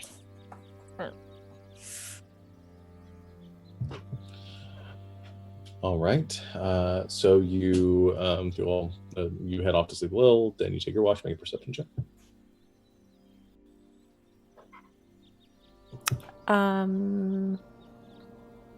20 total. Okay. You take your watch, kind of setting up at the edge of this opening, and looking around. And like Lil said, you look at this guy, and it's beautifully shaded in there, specks of blue and purple and oranges, and again, it has that appearance of the light sort of refracting into this beautiful sort of rainbow colored sky in the edge of the evening, or at the beginning of dawn. But it never changes, and you never see a source to this light. And again, you are right on the edge here, so most of the sky is still obscured with these clouds, but the other side, to what you have indicated as the west, again, which is hard to tell because there is no sun to give you a direction, is clearer, and there aren't any clouds in that direction. Again, sort of like Mordor with the clouds kind of stretching out over and that perpetual haze that hangs over it, but not. But it does have an end or a cutoff point. As you are resting, and you're keeping a lookout, it's calm. You can hear the sounds of the wind coming through this terrain, and it's peaceful. There is one moment where you catch a faint bit of movement out of the corner of your eye, and you see something very small and very quick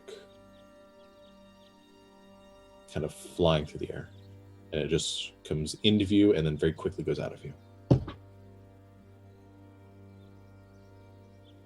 The scary lady turned into a crow before, right? Yeah, it wasn't dark like a crow. It was like colorful, like a teal color. Is it like close? No, it was pretty far away.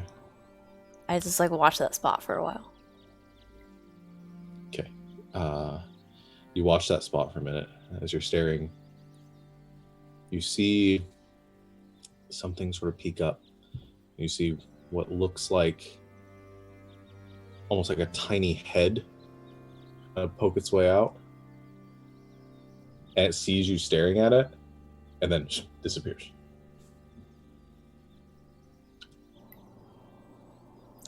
Not super loud because I don't want to like wake everyone up, but I just kind of go, "Hi."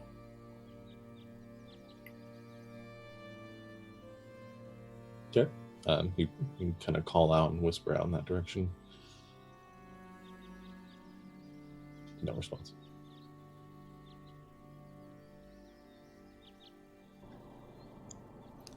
All right.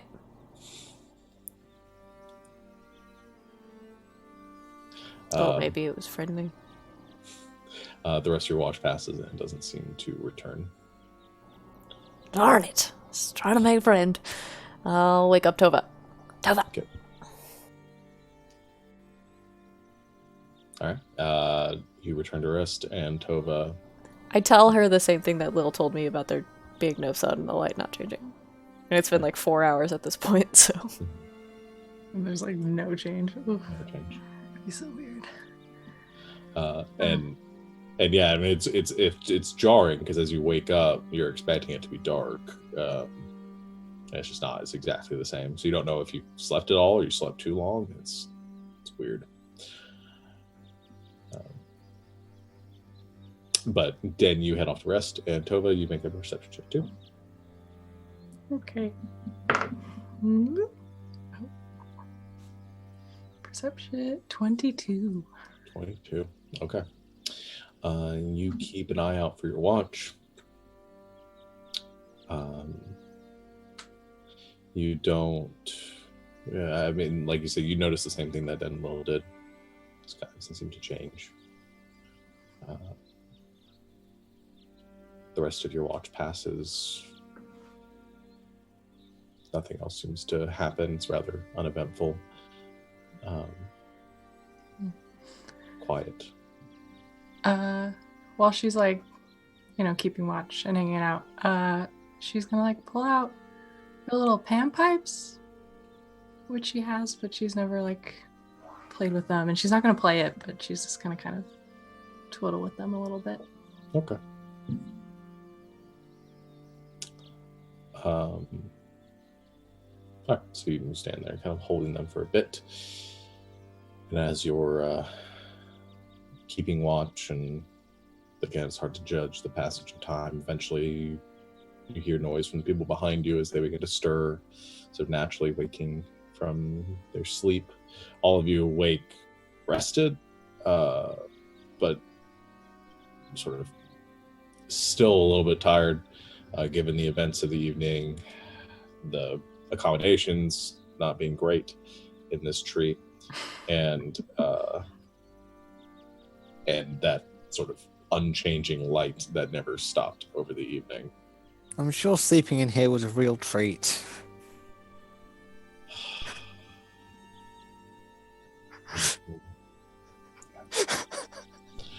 Okay. When's Jasper coming back? Soon. I have a sense Jasper would be worse with the puns. Yeah. So that ends your rest. You all wake up the next day. I guess it's again past the time. It's weird. I want to know if that caravan's still there. Okay. You all go rushing back to where you saw the caravan. It is not there anymore. Are there tracks leading away? Yeah, I'll make you roll for that. Yeah, they're definitely on tracks leading away. Which way are they going? Are they going in the direction of Sort of, Bjornheim? sort of in the direction that you would have been going, so kind of southwest. But southwest is pretty much the only direction from here that does not lead further into the Shadow Desolation. So okay. You don't really know where they could be going. Okay. Can I relatively easily get to the spot where I saw that little tiny person? Yeah. I just like go over there just to see if anything's there. Okay. I'm You having an especially nosy morning. you walk over to the side of the protrusion from the tree where you saw the little figure that you saw before. Make an investigation check. Oh man. Okay. Natural 20. Nice. 18. You look over the spot, and there's nothing that was like left for you, but you do notice a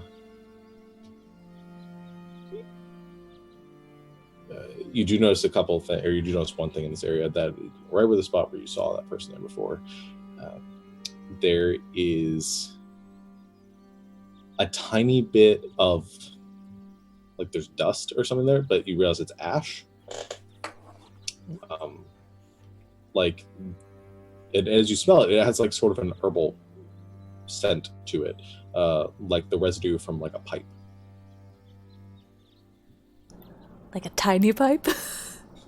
Like a tiny pipe. Whoa. What you looking at, Den? Well, when I was keeping watch, I thought my eyes were sort of playing tricks on me, but I saw this little thing flying around, and at first I was really worried because this scary lady that turned into a crow.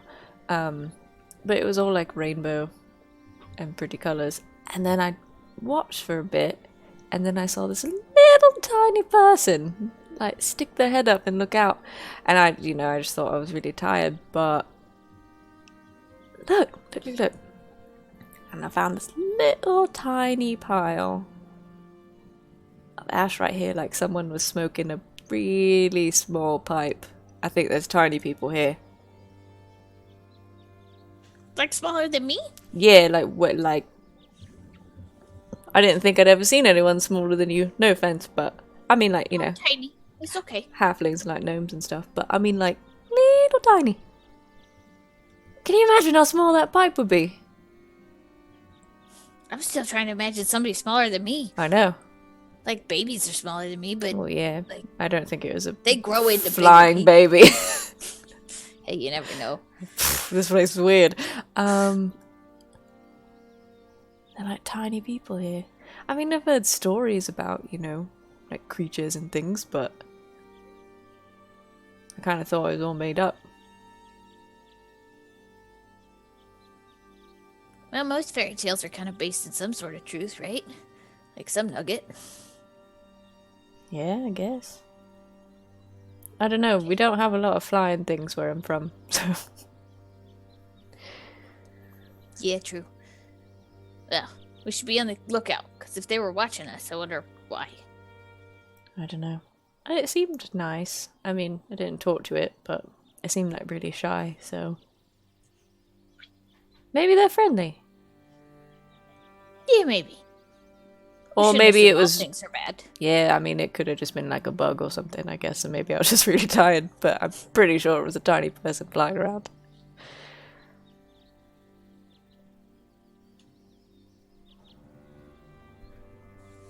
Well, we'll look tonight. See if we get any more sightings. Ask Sadell if he knows anything about tiny flying people. Do I know anything about tiny flying people? Is that a thing? You can make a history check. I guess or, I don't know. arcana check. I don't know how like well known lore about like fairies and stuff is. I mean, okay. Here's what I'll say. I don't want to say like all this common knowledge. If it's common knowledge to you guys outside of your D&D knowledge, I think like people have Fairies.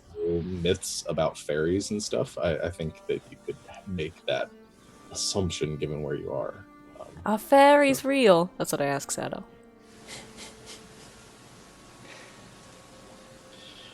So you can make a check to see like how much you know about. Would I be able to make a check as well? Sure. I roll an Arcana check. Is your name Sadell? Arcana check's fine. Yeah. I rolled a 10. That's about as much as the average person would know about fairies. Amazing. I literally am useless outside of combat. It's actually pretty incredible. 20 total. Okay, so Sadell, you're having a hard time sort of grasping or remembering many stories about fairies. I don't know if that would necessarily have been Sadell's major interest as a kid, but Saris, I mean, that was very interested in the Fae and in those stories. You do know things about certain Fae creatures, some of the more commonly known ones. You know that there are rumored to be small winged Fae creatures, sprites, pixies, things like that rumored to exist within the Twilight Realms and the lands of Fae and fairies. I mean, beyond that, they're relatively from legends very shy and do not typically like to be around big folk, considering they are very fragile and weak creatures. But they're known to cause tricks, and there are rumors that and legends that they are mischievous and may set upon an unwary traveler some ill manner of luck. And that's what I say. Okay. Oh, I tried to tell them I wanted to be friends. Well, I said hi, but Perhaps for now, since we're by all means strangers here, they're staying wary, probably considering where we seem to have come from. It's likely they may want to just avoid us. I Maybe we also do travel- sort of look like I could crush them. Not to mention, you are 300 times their size, so Well, to be fair, I mean, if Dad said hi to me and I didn't know her, I'd probably think that's her trying to be friends with me, so you never know. Maybe they'll come back. We're gonna look. maybe they're already here and we don't know. I start looking around for fairies. Okay. You look around and don't find any fairies. Exactly what I thought she would do. If we do come across them, should we give them a gift or anything? Is that, I mean, to show them that we don't mean them any harm and maybe to get them on our good side, is that? I mean, that's a nice thing to do. Yeah, and I'll say for start, I mean, there are like old wives' tales and legends about fairies, like, and giving gifts and accepting gifts and sitting down and standing up and turning on their head. Like, there's all sorts of outlandish myths that accompany fairies. None of them have been substantiated as far as you know. So We can try, maybe. There are weird stories from everywhere about fairies. I mean, I don't want to end up accidentally beseeching ourselves to one. I feel here they may have a bit more influence than they ever have had back home. I don't know, I mean, there's weird myths and stuff about Triton too, but most of it's not true. We'll just be really nice if we find one. How about that?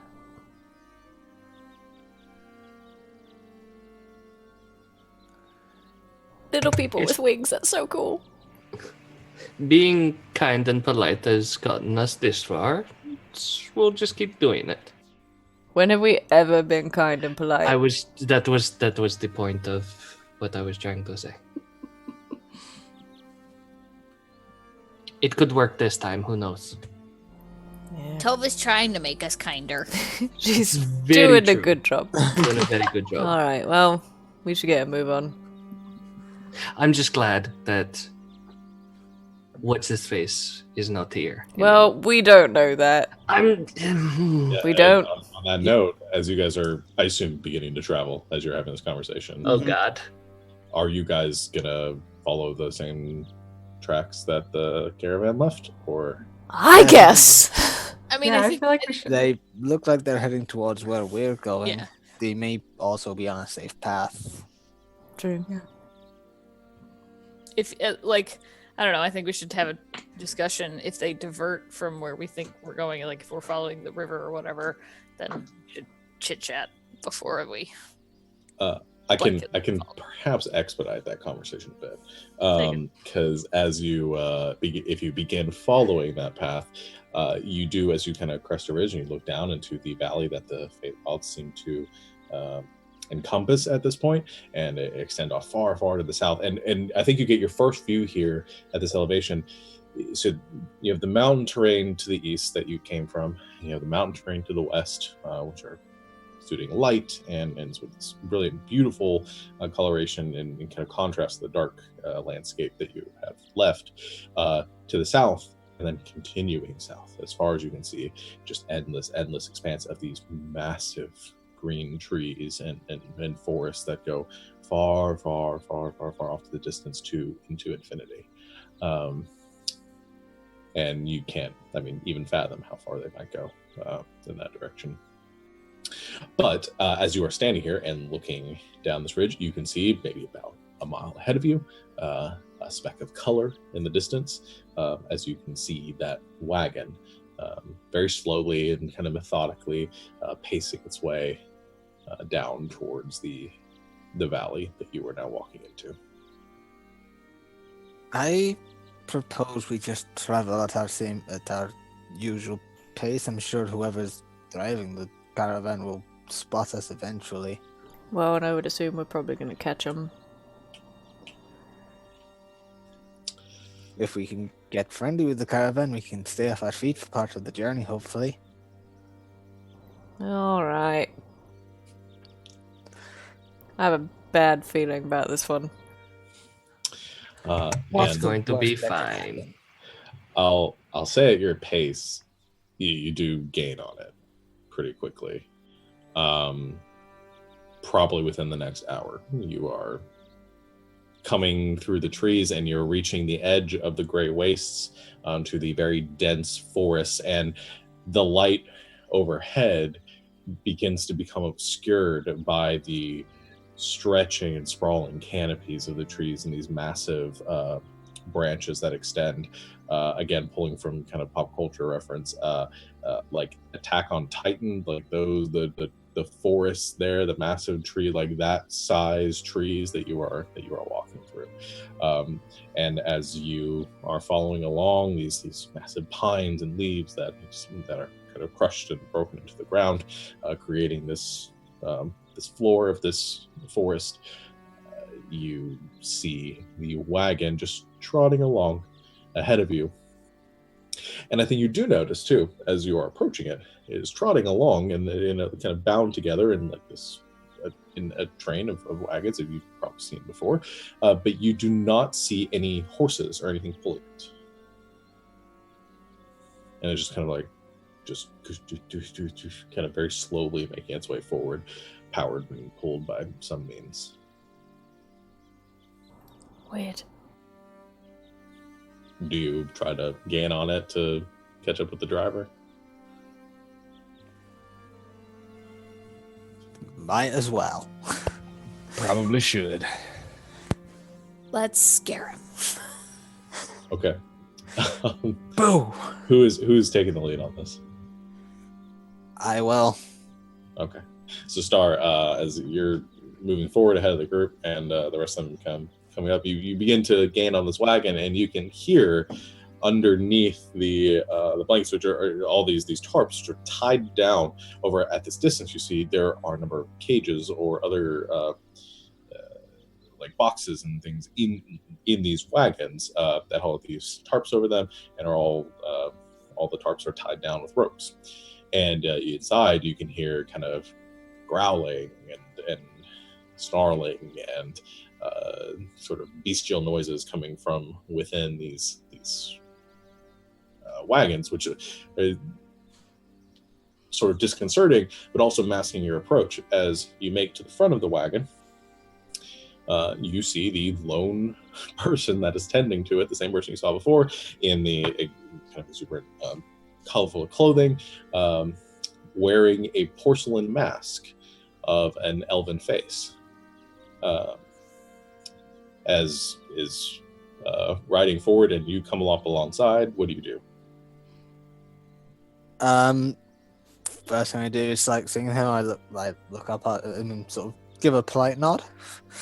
Okay. I think as you give a nod and I kind of stand there for a second on the periphery, there's that moment where they don't notice you, and like catch you something on the periphery, and they turn, and something's like a and you hear whoever like muffled under the mask, frightened, pulls on a set of reins that are actually tacked to the front of the wagon, not attached to anything, but pulls on them, and the whole wagon sort of begins to veer off to the side. And as it veers off the side, it veers and then straight into a tree. As it hits, and he kind of goes toppling forward a bit, catching himself just on the railing, and you can hear the cages move and shudder, and the animals inside kind of begin to roar, and you hear like echoing from inside these like half a dozen cages that are behind him. And he stops, and he like frantically jumps off the wagon, and sorry, I did not mean to startle you. What? Why? What? Just a hello would have been fine.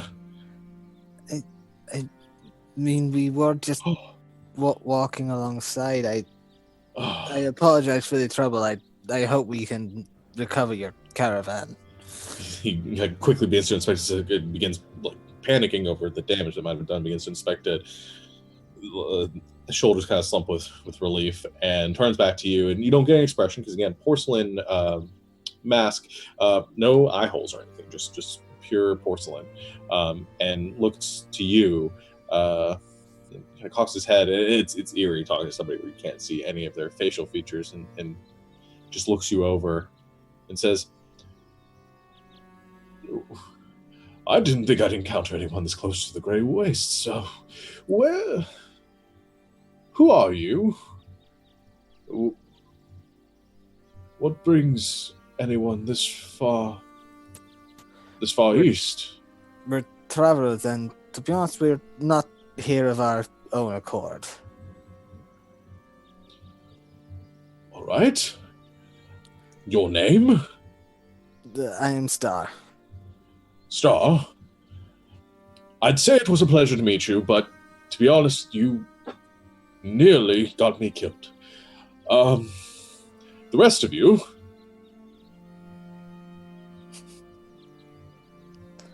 sort of waves back. I'm Lilibet. Do you all introduce yourself? We don't. Yeah. Okay. He says, dusts himself off and straightens his ascot a bit and says, My name is Yagla. It was a pleasure to meet you as well. I'm going to ask a silly question, Yagla. It's lovely to meet you. Sorry for scaring you. Where are we? That's a loaded question. Where are you within the Feywilds? Where are you within your life's journey? Where are you within the specifics might help. I think like the plane we're on is a good place to start. Yeah, we started yesterday out in Sarthia, so just trying to find out. Specifically, we know we're in the Twilight Realms, but we have very limited information to go on right now. Oh. Well, it's not often that I encounter people from other planes. Pleasure to meet all of you. I'm sorry if you weren't brought here of your own volition. That tends to happen often around here. It's nice to meet newcomers and meet the neighbors. You are in, well, the sort of convergence of a few regions. Currently, you are in the Feywilds. That way is the Shadow Desolation and the Starlight Mountains just beyond, towards any points to the west. He said, and the large body of waters, the Dreamer's Sea, as all of these have been named. I don't have any specifics beyond, as you are in sort of the intersection of the territories of Bjornheim, Obhain, and the Ember Citadel. Not really in anyone's jurisdiction right now. Otherwise, best that you came across me if I'm the first soul that you've met here, rather than somebody who would have killed you on sight. I wouldn't recommend just walking up to anybody when you are gallivanting around the forest here, especially not people that are driving.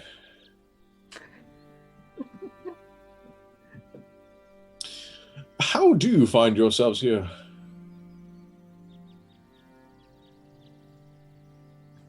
Unwitting members or recipients of a teleport. Especially that I can describe it. Interesting. So you truly came here without, not of your own volition, you didn't come through a portal, you don't know how you got here. Yeah, that's pretty much the long and short of it. That's a shame. Knowledge of planar rifts and portal sells for a pretty penny here. You could have found yourselves retiring along Oceanside for information like that. But nonetheless, interesting enough. Is there a way that I can help you? We're currently traveling towards Bjornheim. We found a map with its location. We're just wondering if we're definitely traveling in the right direction. If you're heading to Bjornheim, and then you are rather in luck. Bjornheim is roughly in that direction, pointing in the direction you're heading. Probably about another day's journey from where we stand. I'm actually heading there myself.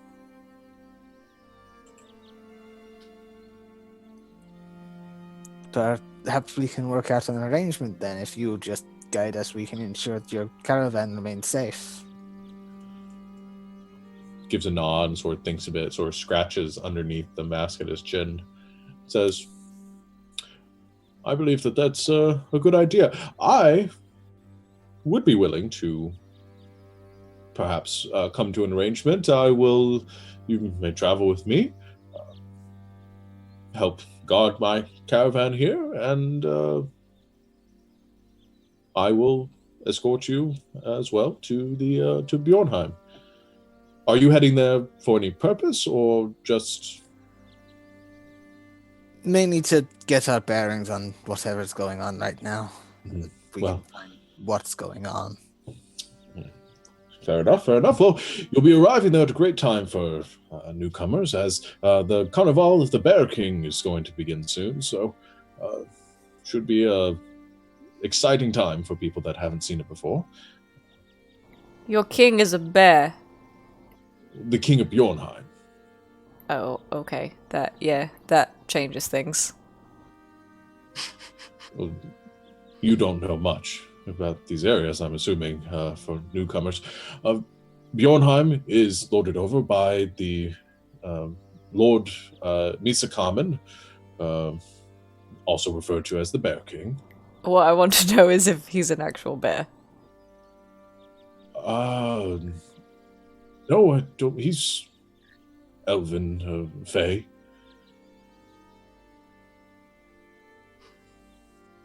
All right. But he does rule over the bears that live there. Wait. Oh, hold on. Hold on a second. Is it just bears that live there? No. Okay. All right. There are also werebears, and there are other members of other races as well. There are, of course, the I believe rather large dwarven population there as well. Some humans. I don't believe I've seen any as yourself. I'm pointing at you, Den. Most people haven't. Many different people. Tabaxi, of course, many of your kind living there as well, as I found all over the place. That's new. Is it? They've been here for some time. Everything here is sort of new to me. Sorry, I just wanted to make sure we weren't gonna like walk out of the frying pan and right into a fire made of bears. No. It's a neutral territory. Misakamen does not, Lord Misakamen, I should say, does not swear allegiance to either the either Cathar Solas or the Ember Citadel, so you'll find yourself very safe there, I would imagine, or as safe as you'll find yourselves anywhere here. That you don't find yourselves under the gaze of the Queen of Night and Magic or the Queen of Witches. Sounds good. All right, just clarifying. We've only been here for like a day, and part of it was not outside. So, I suppose I could fill you in on anything along the way. I've been living here for a long time, so. If you wouldn't mind, we'd be very grateful. More information would fill in a lot of blanks we've been having. Of course. I will accept that as, if you accept that as your payment, then I think that is more than fair. And we can all have a wonderful journey there. I will say one thing that we may need some help with along the way. I have been having some difficulties with my caravan. You see, I'm a collector of sorts. For my small circus that I put on, one of the reasons I'm heading there for the carnival to Bjornheim, and I come to the Grey Waste to pick up creatures that have escaped the bizarre magics and creations of the witches of Turgelach and the Prime Coven. Well, there are those in the Force that don't take kindly to my line of work, meaning capturing animals and putting them on display. so you're like a hunter. Not so much hunting as trapping.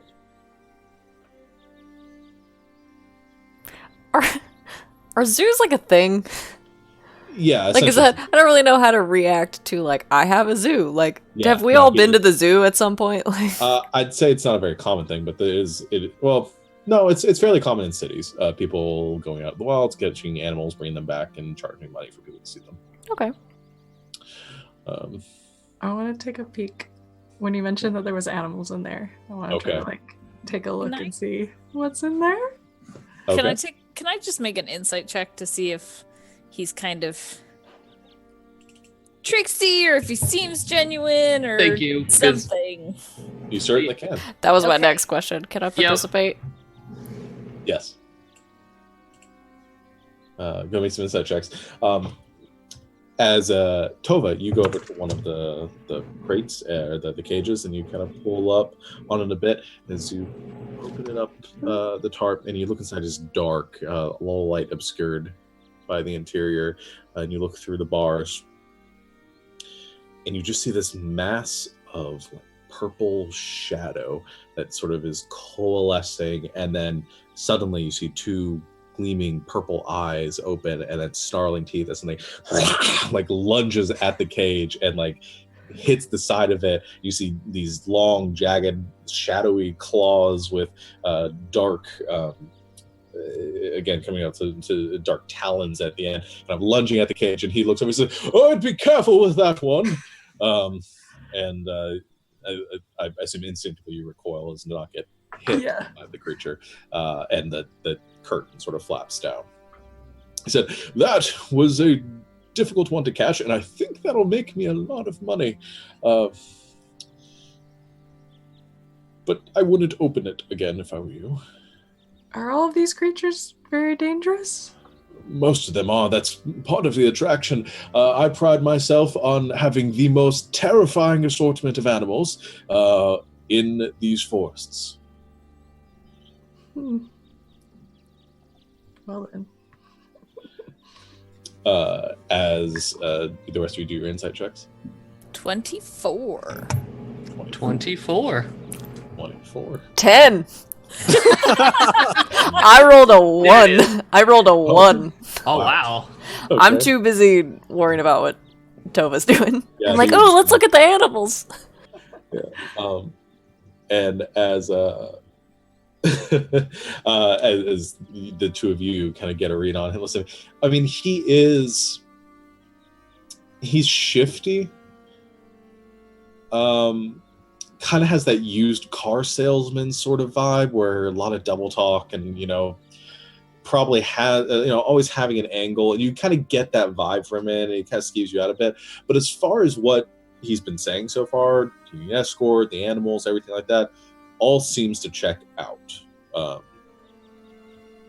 But he is kind of shifty in nature, as you are trying to get like a read on him. I Also get distracted. I'm looking under one of the other things. You look under one of the other ones now. Yep. Okay. You see inside of there a familiar looking creature. You see one of the displacer beasts again inside of the cage, and it sort of growls at you like a cat in like the corner is snarling, kind of its fur kind of rising up as its back hunches, and it's like, I could take you in a fight. yeah. And you look the it just stares back at you. Stare at it to see if it'll back down. Make an intimidation check. Okay. I try to intimidate the cat. I don't even know what my intimidation is. Okay. 18. Okay. You stare at it, you give it that look, and you kind of growl back at it. Eventually it kind of doesn't look frightened of you, but there's just sort of like begrudging like acceptance and respect. As it calms down, it just continues to leer at you. I like you. Doesn't respond. Doesn't know how. All right. So you see that, but anyway, so he looks and says, "But I've been having some trouble getting my circus through the forests and the territories of the Dryads and the Villa, who are not keen on me bringing creatures from places they were, so that people can see them. They like things to stay where they are, if that makes sense." It does, yes. I'm sure we can work something out with them. Good. If you can help me with that, or at least scare them off, then everything else should be fine. Far enough north, the wild hunt shouldn't give us any trouble, and otherwise these territories are relatively peaceful. So that's 3 things now that I have questions about. Who is the Queen of Night and Magics? Who is the Queen of Witches? And what is this Wild Hunt? That's what I want to know. All right, well, Because the Wild Hunt sounds amazing. That's all I'm saying. I can certainly explain all of that, but I would very much like to be moving because I would like to try to get to Bjornheim within the next day. Reasonable? Let's go. Sounds fair. We can do can that. walk and talk. Excellent. I put my hand out to shake his. You put your hand out and shake his. He extends his hand outwards. And you do notice something that you hadn't seen before as he was gesturing, as he holds out his hand. His fingers are very long and have an extra knuckle from what you're used to with humans. And his nails are long as well, probably about an inch each and sort of sharp at the ends. And as he extends out his hand to shake yours, he's a little clammy. But he shakes your hand, not really having any sort of reaction other than that. He just gives you a little bit of a chill as you get that proximity of him, and then he straightens himself up. He says, "Excellent. Well, continue." Let's carry on, then we'll help you move your wagon back onto the road as well. All right. You do, and you kind of back up a bit, and he stirs it forward, and there's sort of this flash of arcane energy as the wagon begins to pull itself again. There's not a lot of space for people on it, so 1, maybe 2 people can sit on it with him. The rest of you kind of have to walk alongside, but it moves very slow, so it's easy to keep up with. I'll walk. I'll walk as well. I have one mechanics question for you, Sean. Yes. That Savannah trying to make the intimidation check just reminded me of. So when I took the Master Brew, my scar healed up a bit, but it's still there. So do I still get advantages on intimidation checks, or is it less scary now? No, I'll still give you advantage on it. Okay, cool. Sorry. You still look fearsome.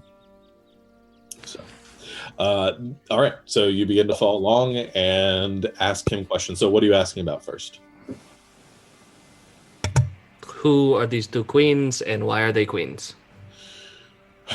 He gives a sigh, getting kind of muffled by the mask. He says, "That is a very long question, a very long story, and a complicated question to answer, but one that I assume many people that come to this place are interested in knowing. The Queen of Night and Magic is the self-proclaimed Queen of the Fae. She resides in Cather Solas up in the Starlight Mountains. She was one of the first Fae to cross over to the Twilight Realms and took residence in Cather Solas, also referred to as the City of Light. Lady Seluna Verifel is her full name, referred to by most as the Queen of Night and Magic. Though I've never been to Cather Solas, I hear that she is quite beautiful and fearsome, and powerful from most experiences here. She sits, along with the nobility of the Fae that support her, within the Celestial Spire. And she is, as proclaimed by her, the ruler of the Twilight Realms. Any other questions there?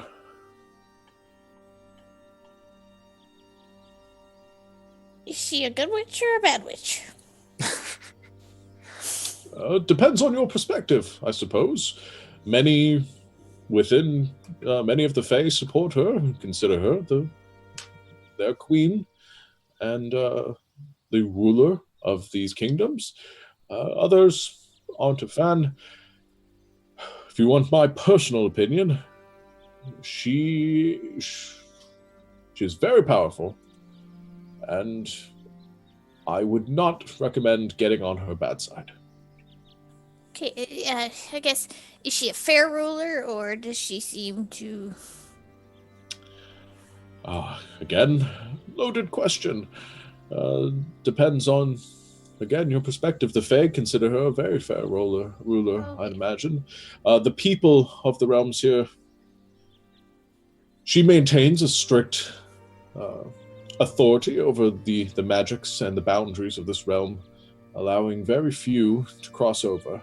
So those that find themselves here typically can't return. Thus, many mortal folk, such as yourselves, aren't too keen on any of the Fae rulers, typically finding themselves in Bjornheim or Odhain as more hospitable places for mortals. So she's only good for the highest class, is what you're saying? Essentially, for the Fae themselves, and she has been their ruler for a few millennia at this point.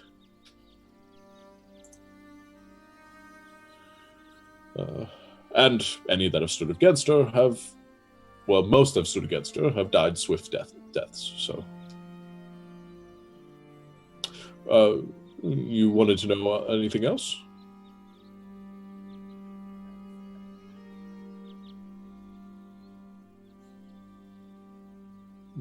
You had other questions, Lucius? What about the Wild Hunt? The Wild Hunt is essentially a neutral faction of these lands, similar to Bjornheim and Obhain. The Lord of the Hunt is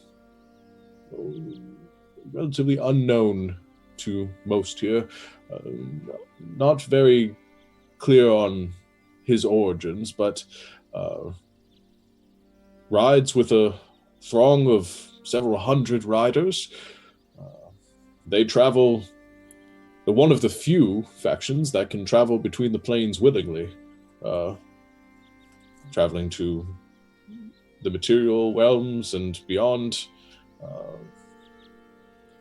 raiding and pillaging and gallivanting around. I don't know much about them. I haven't really tried to avoid them as much as possible. His domain is everything beyond the borders of the mountains to the south. What do they ride upon? Horses mostly, elk, deer, some small dragon creatures, and others. I mean, depends on the origins of the rider. Many within the hunt don't originate from the Twilight Realms, coming from the material planes, and are sort of gathered up as they ride between the realms. But they appear suddenly and leave all the more suddenly. Well, if we decide we can't get out of here, I know where I'm going. That would be tricky. If you seek out the Lord of the Hunt, you may certainly do so, but they aren't very friendly to outsiders. But not many here are, so I suppose your chances there are as good as anywhere else. You wanted to know about the Queen of Witches as well? Well, in the realms and the Shadowed Desolation is ruled over by the Queen of Witches and the self-proclaimed Queen of the Fae. You can see that's where most of the trouble here lies. Lady Natasia Glumire, Queen of Witches and Grand Maven of the Prime Coven. She rules over the Shadowed Desolation. By my understanding of Fae history, was once one of the ladies of the Celestial Spire and was exiled from Cathar Solas. Lost her seat to Queen Seluna a long time ago. She lives in Turgelach, the Moon Tower, where she presides over her coven, and rules over the shade gnomes that also call this Ember Citadel home. Otherwise, her power is smaller but fearsome. She is a very practiced wielder of the arcane, lords over a very large coven of hags and witches that call the Shadow of Desolation home, and exhibits a lot of power over them. She inspires as much fear in the Fae as the Queen of Night and Magic does. However, her subjects, other than the Shade Gnomes and the witches, mostly come from the giant kin to the south. They, residing the closest to the Shadow of Desolation, pay more tribute to her than they do Cather Solas. Would you happen to know what she looks like? I've never seen her myself. There's no like stories or depictions of. From the legends that I've heard, powerful, beautiful woman, tall as a giant and wreathed in flame. That's what I was afraid of.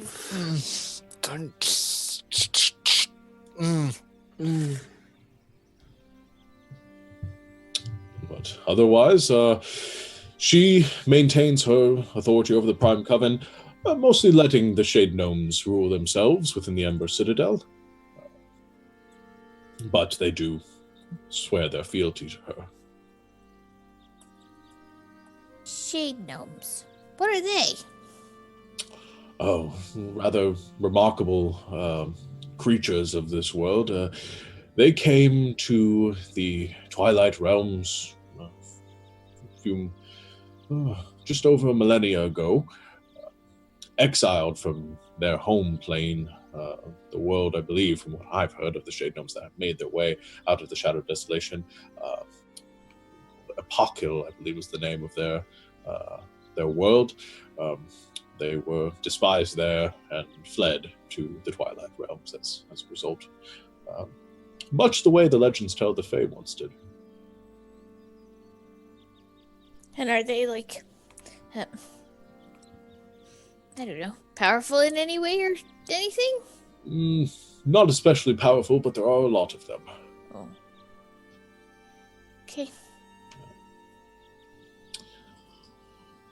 Otherwise, they mostly keep to the mountains and the darkness. Not very big fans of the light, what little we have here. Yeah, is there a sun? Sun? Well, our first night here, it never got really dark, but I also didn't see like a glowing orb in the sky. I'd imagine if you saw a glowing orb in the sky, that something very dangerous was being thrown at you, so probably not. Okay. Well, that's very different than the material plane. That's all. I haven't been there myself, though I imagine it was, from what I've heard, it's a very beautiful place to go. I don't know much about it, other than a lot of people want to go there. It's home.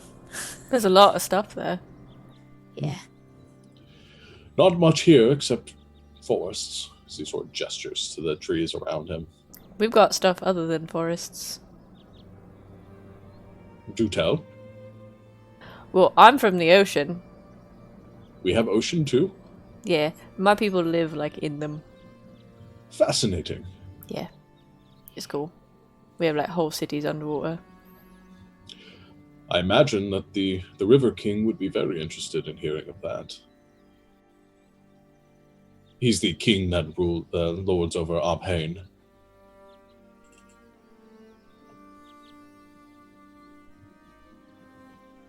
We got other stuff too, like I don't know. What else do we got, you guys? We got forests, but we also got mountains. Lots of desert. Yeah, there's like a whole country that's just desert. That's where he's from.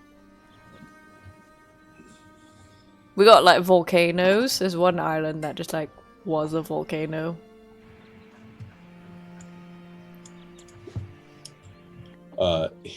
He gives a nod and like contemplates on it. Says, I've heard of that word before. I haven't seen one myself. That would be interesting. Well, if you find your way home, perhaps let me know, and maybe I will travel along with you. I imagine my zoo could do very well there. So, this is gonna sound rude.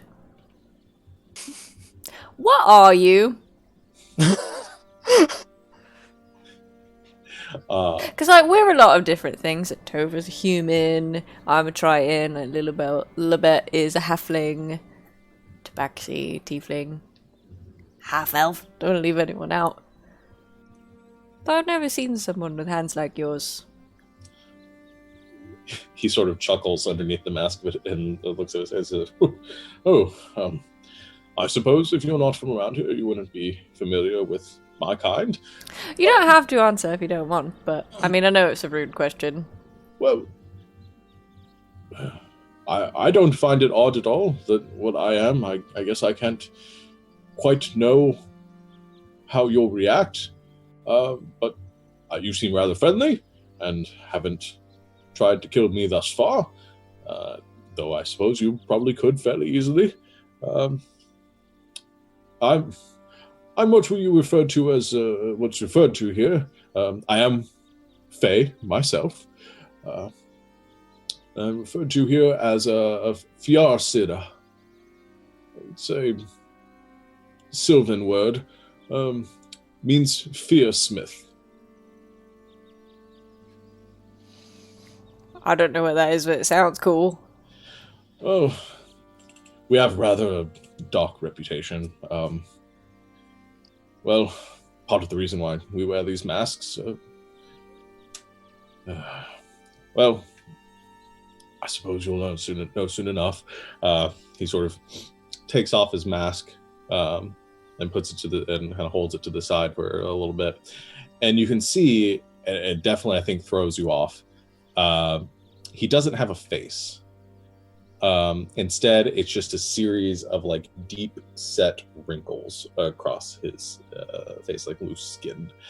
And you see better his ears. He has like sort of elven ears, a little bit kind of crinkled and sort of old looking. So they're kind of bent and extend out to the sides. And he looks at you again, just no face, until he smiles, and you see one of the gaps of his one of the wrinkles sort of opens up into a gap of his long like mouth that extends across from like one ear to the other, and these jagged sharp teeth and this long grin, and he opens his mouth, and instead of down a throat you see a large blue eye.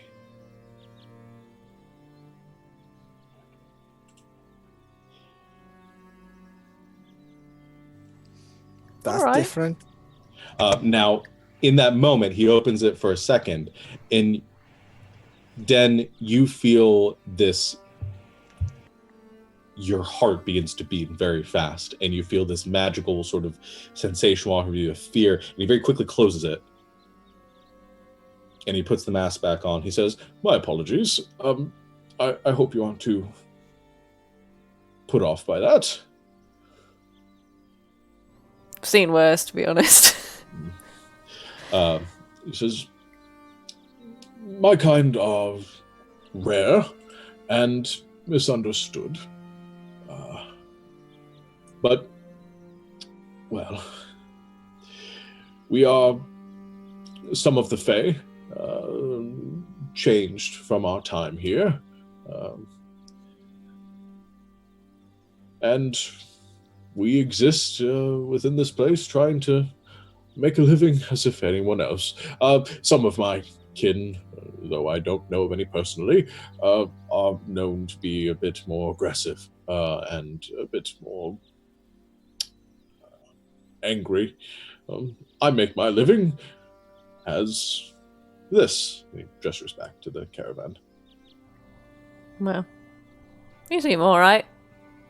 That could be. I mean, that could be said for any. I mean, there are mean halflings out there that are pretty vicious and awful. I mean, Yeah, that's true. Some of my people have shark heads, so.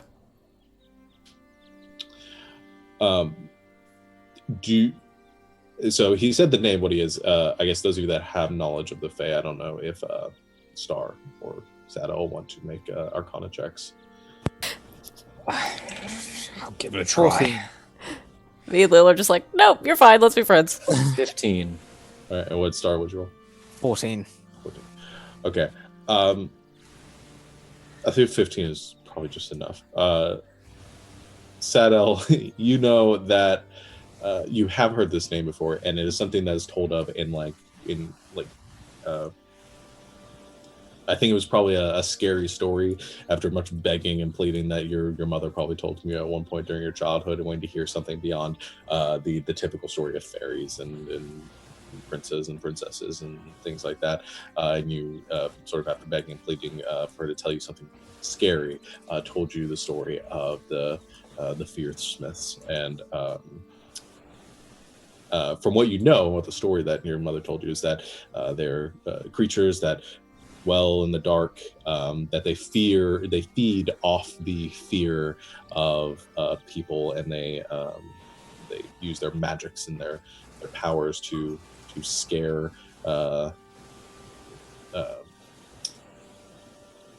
scare their victims, and they slowly sort of feed off the fear that they exhibit.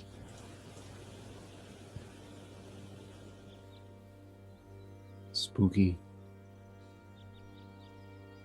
So,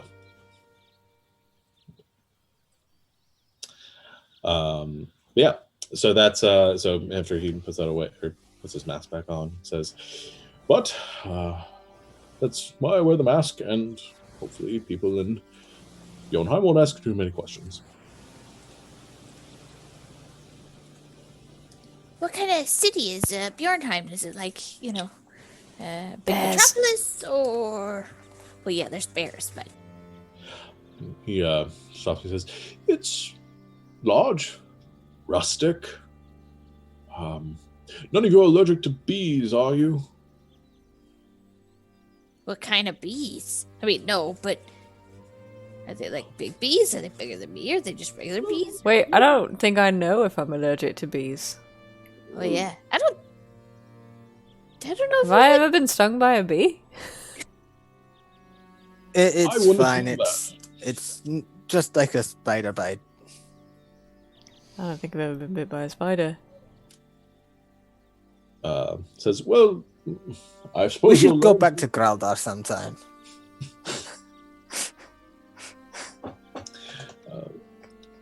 for the most part, is a rustic town. Their main export is honey and mead. Provide some of the finest that you'll drink, I suppose. Again, I don't know what to compare it to from where you're from, but I hope that it'll meet your expectations." we have meat back in our plane. My family comes from a long line of brewers and vintners, so that sounds very interesting to me. I suppose you'll have a great time while you're there, then. And there's like a festival going on, right? Yes, the Carnival of the Bear King is held once a month.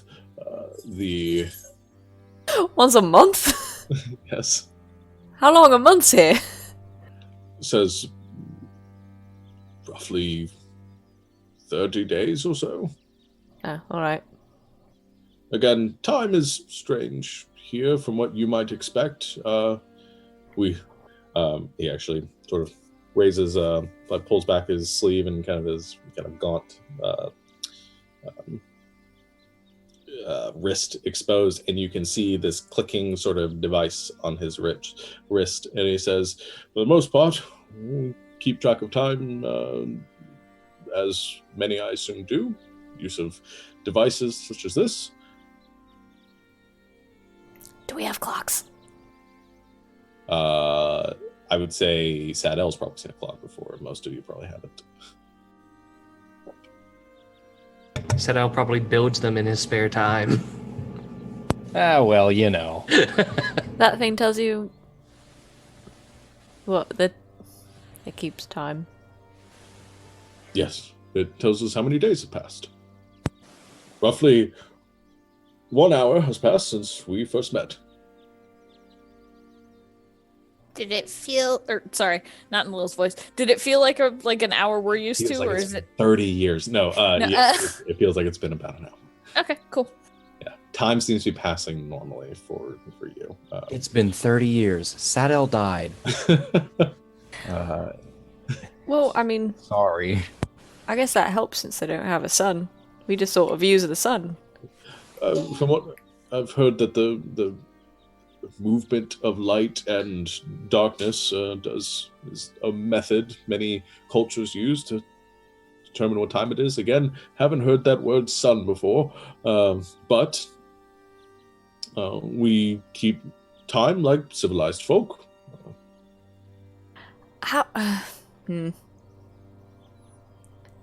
look at Sadel. How do you explain the sun?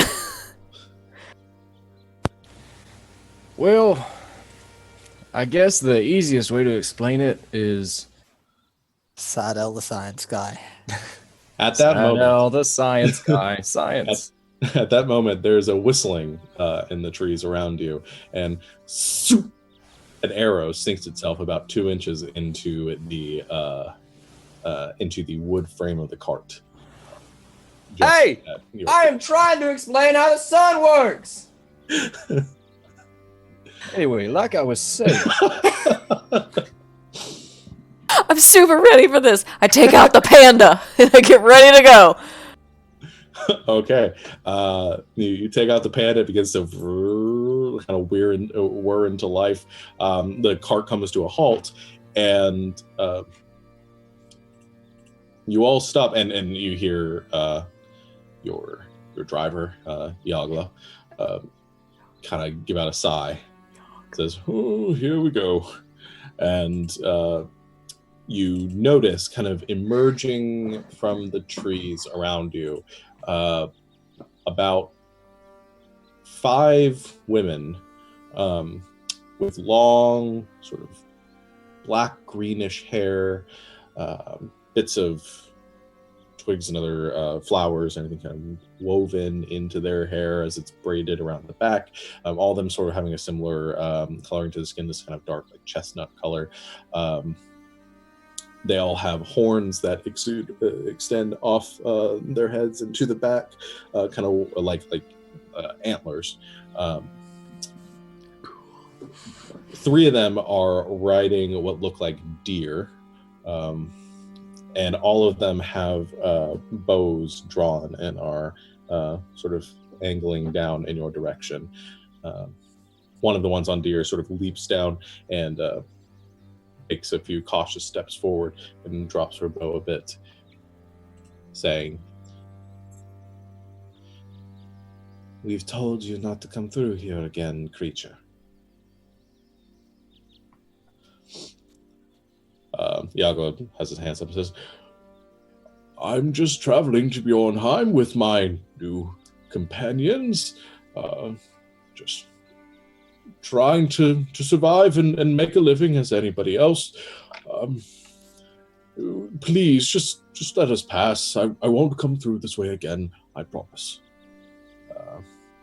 And the woman kind of sneers and spits out of the ground in his direction, says, "We have told you not to travel these lands anymore, and you have not listened." She looks around. She says, "We haven't seen you in these forests." We're new to this land, and we were hoping we could maybe work something out, as he has been kind enough to ease our travel, and if we could ease his last journey through, we may be able to make life easier for everyone. "What do you have to offer, despite putting a sword through this creature's heart, that will make our lives easier?"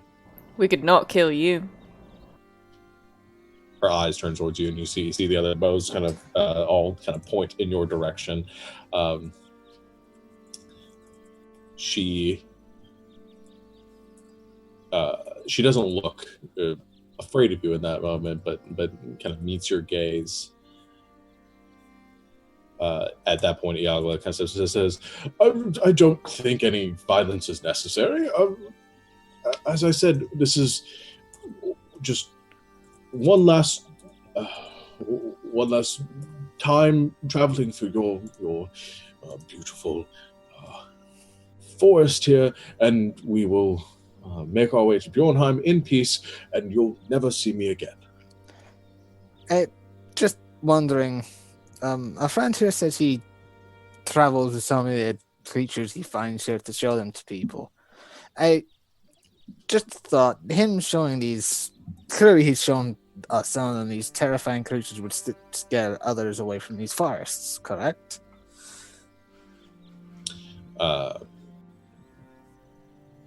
She turns towards you now. She says, make your point quickly. Well, if he shows those in the cities, these creatures, and they will be scared away from these forests. There will be less people traveling through here, disturbing the world around us, and you get to live that life that's a little bit more peaceful. Make a persuasion check. I have been thinking about this conversation for like this entire journey. That's a good one. Come on, please. 16? 16, okay.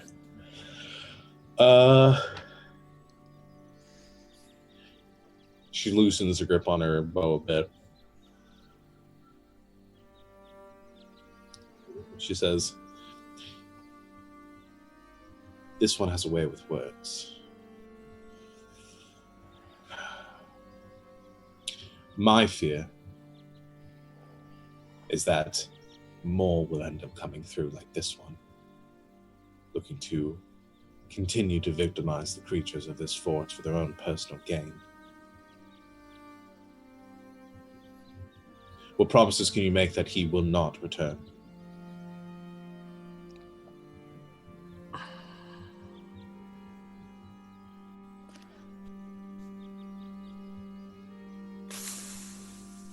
I look over to Yagbar. Is there anything you can offer? He looks around and says, I swear that I will not return. She sort of shakes her head and says, if the best that you can do is promises from tricksters, I'm afraid that you will not be able to pass through here, despite your persuasive words.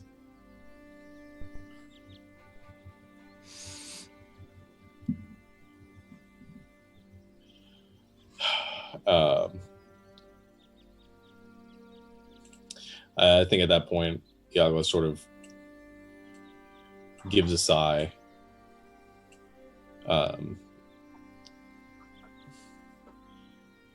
And he says, all right. I'll do this then. And he reaches over and he takes a ring from his finger and he says, This ring contains my heartstone. Take it, and if I come back in here, all you must do is crush this, and I will fall to dust.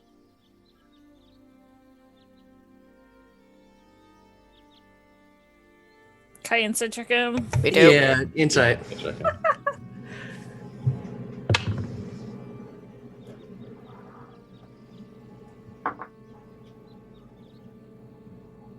16 for me. 17. 22. 8. 8. Okay. All right. He is hard to get a read on right now. But Lucius, there's a little bit of wavering to his voice.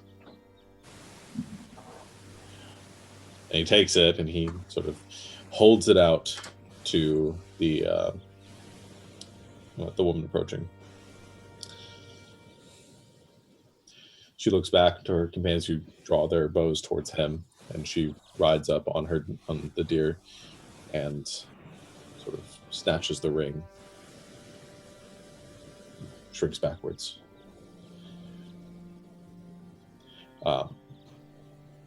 She takes it and sort of rides off to the side. She says, kind of looking over, is a beautiful sort of like ruby set inlaid ring. She looks to Star, or contemplating his words, sighs and says, pass through and be quick about it. This is your last time through these woods, creature. Gives a nod, says, of course, sort of stirs the cart forward, and it begins to lumber, and the beasts begin to growl, and all the archers continue to track you as you make your way through, and I assume you guys all follow the caravan and very quickly proceed through the forests. You sort of quietly leading beyond as the wagon is bouncing up and down as you're passing through. You see one by one they'll sort of disappear into the forests. Is everyone that lives in this forest gonna want to stop and talk forever? Stirs the forest, says, oh, no, most of them will just shoot at you first. Well, I suppose that's what they did too, but at you specifically. When you said that he had a waiver, was it one of those things where he's like, he's actually scared because it was true, or he was like, I hope they don't realize I'm lying? You couldn't get enough of a read to know whether it was lying or not. I was giving you because you got close enough to beat it because he rolled a natural 20 nice. On his check. Gotcha. You're able to really tell. But he stirs him forward, I think, after a few moments, and he says, and we should probably move quickly because soon enough they're going to just realize that they should just smash that ring and nothing is going to happen. I knew it. Oh no. It was a good bluff. Not many know of my kind, and I thought it might buy us a bit of time. So there's no such thing as the Heartstone? No. Okay, good to know. Perhaps the closer we can get to Bjornheim before they try anything, the better. We So, should do that. it should only be a few hours longer. And continues to ride forward. Anything else you guys are doing while you're traveling? You're just keeping an eye out? I explain how the sun works. Okay, explain else. I'm keeping an eye out for the fly teal thing that Den saw. Me too. Okay.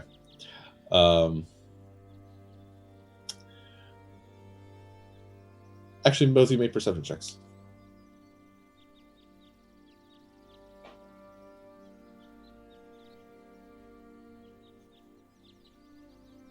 $19.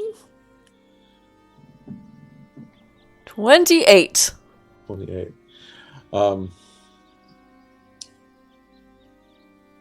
Den, you do. You both of you kind of give a look around. Den, you've been excitedly looking for this creature. Another sort of hour of travel passes, and you turn around. You see another kind of swoop through the trees, and you see coming around the tree on the other side, this little fluttering creature, bees moving or wings moving, kind of like a hummingbird's, and it kind of ducks back behind a tree. Hi. Sort of pulls itself out, and you see a little person essentially, covered in like small leathers and other kind of tattered clothing, and pulls it out and wave. Yeah. Come here. Hesitates for a second, kind of, and very quickly, kind of through the air, it comes right up to you, just outside on the other side of this tent, just staying a couple of feet away from you, and stops. Hi. We're friendly. Can you understand me?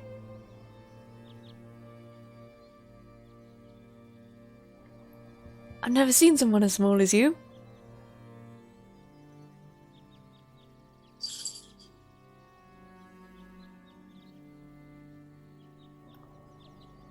Do you talk?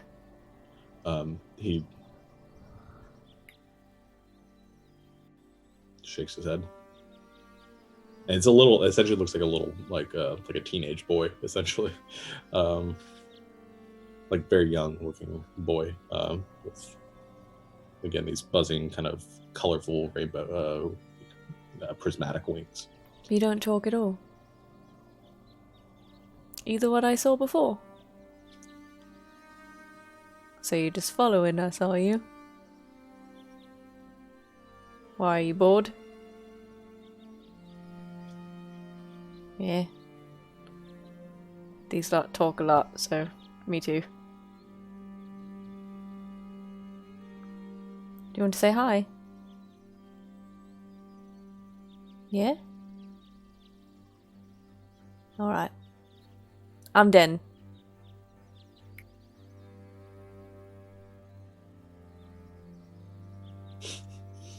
So shakes your hand. Lil! Come here! You're muted. I run over. Jingle, jingle, jingle, jingle. Okay. You kind of come running over from behind.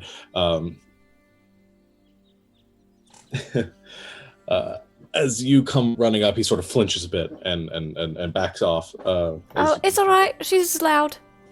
Hi. Hi. I'm Lil. I don't mean to scare you. I just make a lot of noise. He doesn't talk. Oh. That'll be tricky. Hi. You're cool. You're smaller than me. That's a rare thing. Sort of like looks around. Do you want something to eat? Dig in my bag and give him a little bit of one of my rations.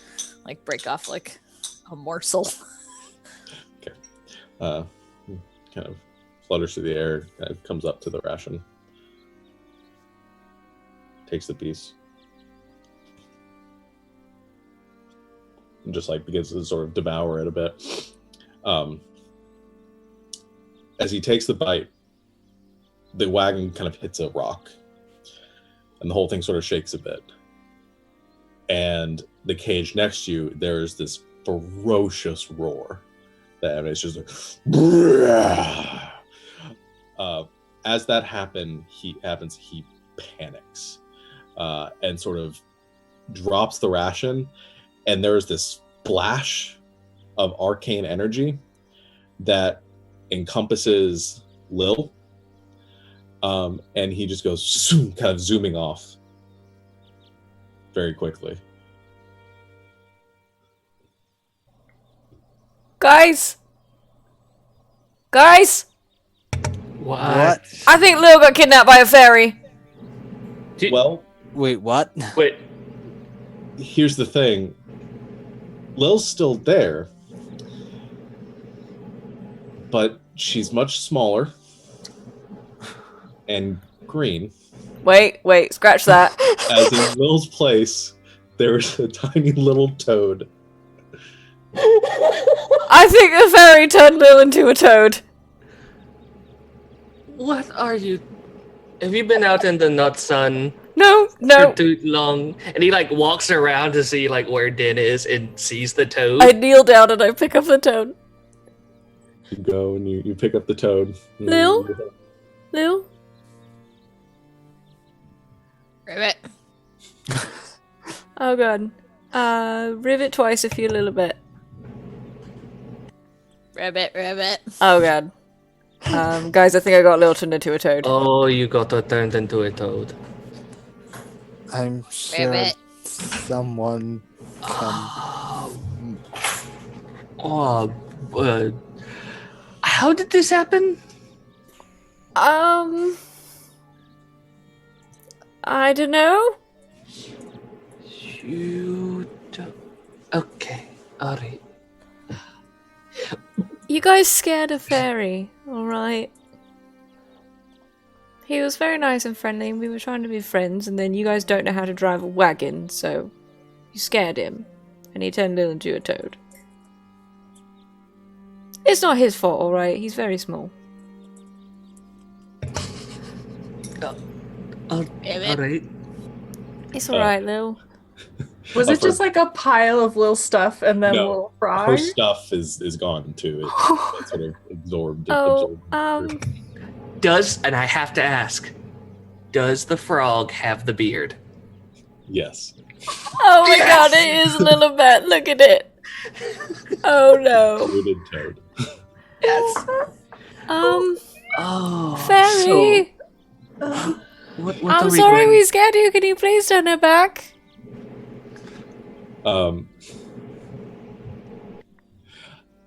I think with your perception before, I think you see like the fairy just kind of clinging to the tree off to the side.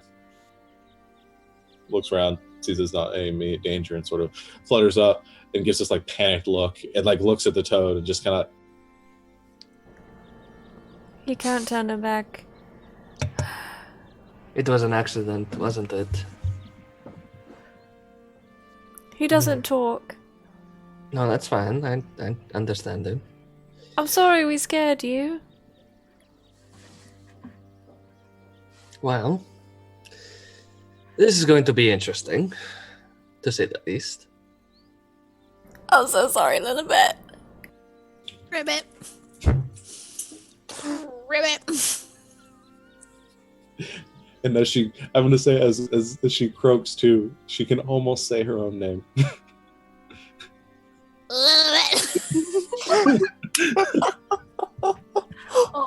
Oh my god, this is by far the weirdest thing that's ever happened. And Well, I guess we just take her with us then. Yeah, I mean, we can't leave her here, so... just, we... I Let's don't not- even know how to carry a toad around. We need that small... I don't want to put her in a cage, because I know who she is, and that would be weird. Do you and- want to just sit on my shoulder till we get to the city? Maybe if we safe on if she rode on Didar. Doing a ride. Okay, alright. We go put her on Dinar. In a safe place, like right behind his head. you put the little toad On top of Didar's head. all A right. little Didar hat of Lilibet. And as a little bit rides on the back of the back of Didar, and your little fairy friend looks very confused and very upset. Do you wanna come with us? You don't have to, but we're very big and we can protect you. And maybe we can figure out how to make Lilibet not a toad anymore. Alright. Come on. So flutters off with you. And I think at that moment, as you are making your way through the woods, you come to a clearing, or you come to a ridge. And as a little bit is sitting on top of the Didar's head, and your little fairy friend is kind of floating next to you, and this weird masked fear creature is driving you forward on this magically enchanted caravan full of dangerous animals. You reach the ridge of this forest, and you can see about a few miles ahead of you, in the kind of the recess of this valley, you see a city. You see a wooden wall of trees that have been staked and implanted set into the ground, forms a tall parapet or tall wall that encircles a very large standing city at the center of this clearing. You can see where the forest have been cleared out around it. There are fields and fields of beehives. that surround the city, and almost this perpetual buzzing that emanates from this valley. You can see the swarms of bees kind of flying their way around in large clusters. You see figures far in the distance that seem to be tending to these beehives. And at the center of the city, you see log structures, long houses, cabins, and other sort of this, again, rustic looking exterior for this rustic metropolis kind of extending out in this the center of this valley, at the center of which there is a much taller tower that rests within its walls. And all along the walls and the ramparts and the tower, you see these colorful streamers and banners that are waving in the soft wind that is being carried through this valley, and a sweet scent of flowers and honey kind of wafts up as you stand upon this ridge, having arrived at Bjornheim. And that's where we're going to go ahead and end our session here today. Well done, everyone. I told you I was going to make her a frog. She's a horny toad. They don't turn little bat into a horny toad. Did Kyle freeze? Oh no, Kyle. Oh no. Kyle. So we will, if either if he comes back or we end up having to reset. But that is the end of our session here today. Thank you, everyone, for watching on YouTube. Oh, there he is. There's Kyle. Yay! You're back. We will. Sarah will be leaving us temporarily as we deal with Lilitoad. Riverbet. But hopefully she will be returning soon. And we will, in the meantime, we will have Lilibet Toad to keep us company. A couple of announcements before we sign off. Giveaway, like I said at the beginning of the stream. What? Oh my god. Jesus, I wasn't looking We have at the one chat. requirement, Sean. One requirement. I wasn't even looking at the chat. It's just like song, do the song, boy. Sean, song. Thank you, everyone, for watching. A couple of announcements before we sign off. Giveaway. All the details for that are on Twitter. Please enter. The more people that enter, the more stuff we will be giving out to you. Right now, we have hit our first threshold, and we will be giving out not only Mordenkainen's Tome Foes to one lucky viewer, but we will also be giving away some custom GGameKnights decals, which we will be designing and providing to you. So thank you. We will be giving away more things the longer this goes on for, and the more people that enter in it. So keep up on that. We will have Wild Space coming up on Monday. We will have Survivors Complex coming up next Saturday. No Timefall this week, Timefall last week. That will be put up on YouTube for you to watch.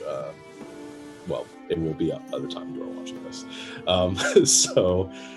Maybe not. But it'll be up on Wednesday of this week, whatever week this is that you are watching this on YouTube. So thank you, everyone, for watching. I don't think I have any other announcements. No? Anybody else think of anything? Okay. Well, are you guys all happy you get your song? That's all Yes. you want. It's the only reason we played this game. This is the only reason we play. Yeah, this it's game. just for the song. Well, thank you, everyone out there that joins me for more than just the song at the end. And if you do, thank you anyway. But we will see you all next time. Until then, good game and good night, Internet. Good night. Good night, Internet. Good night.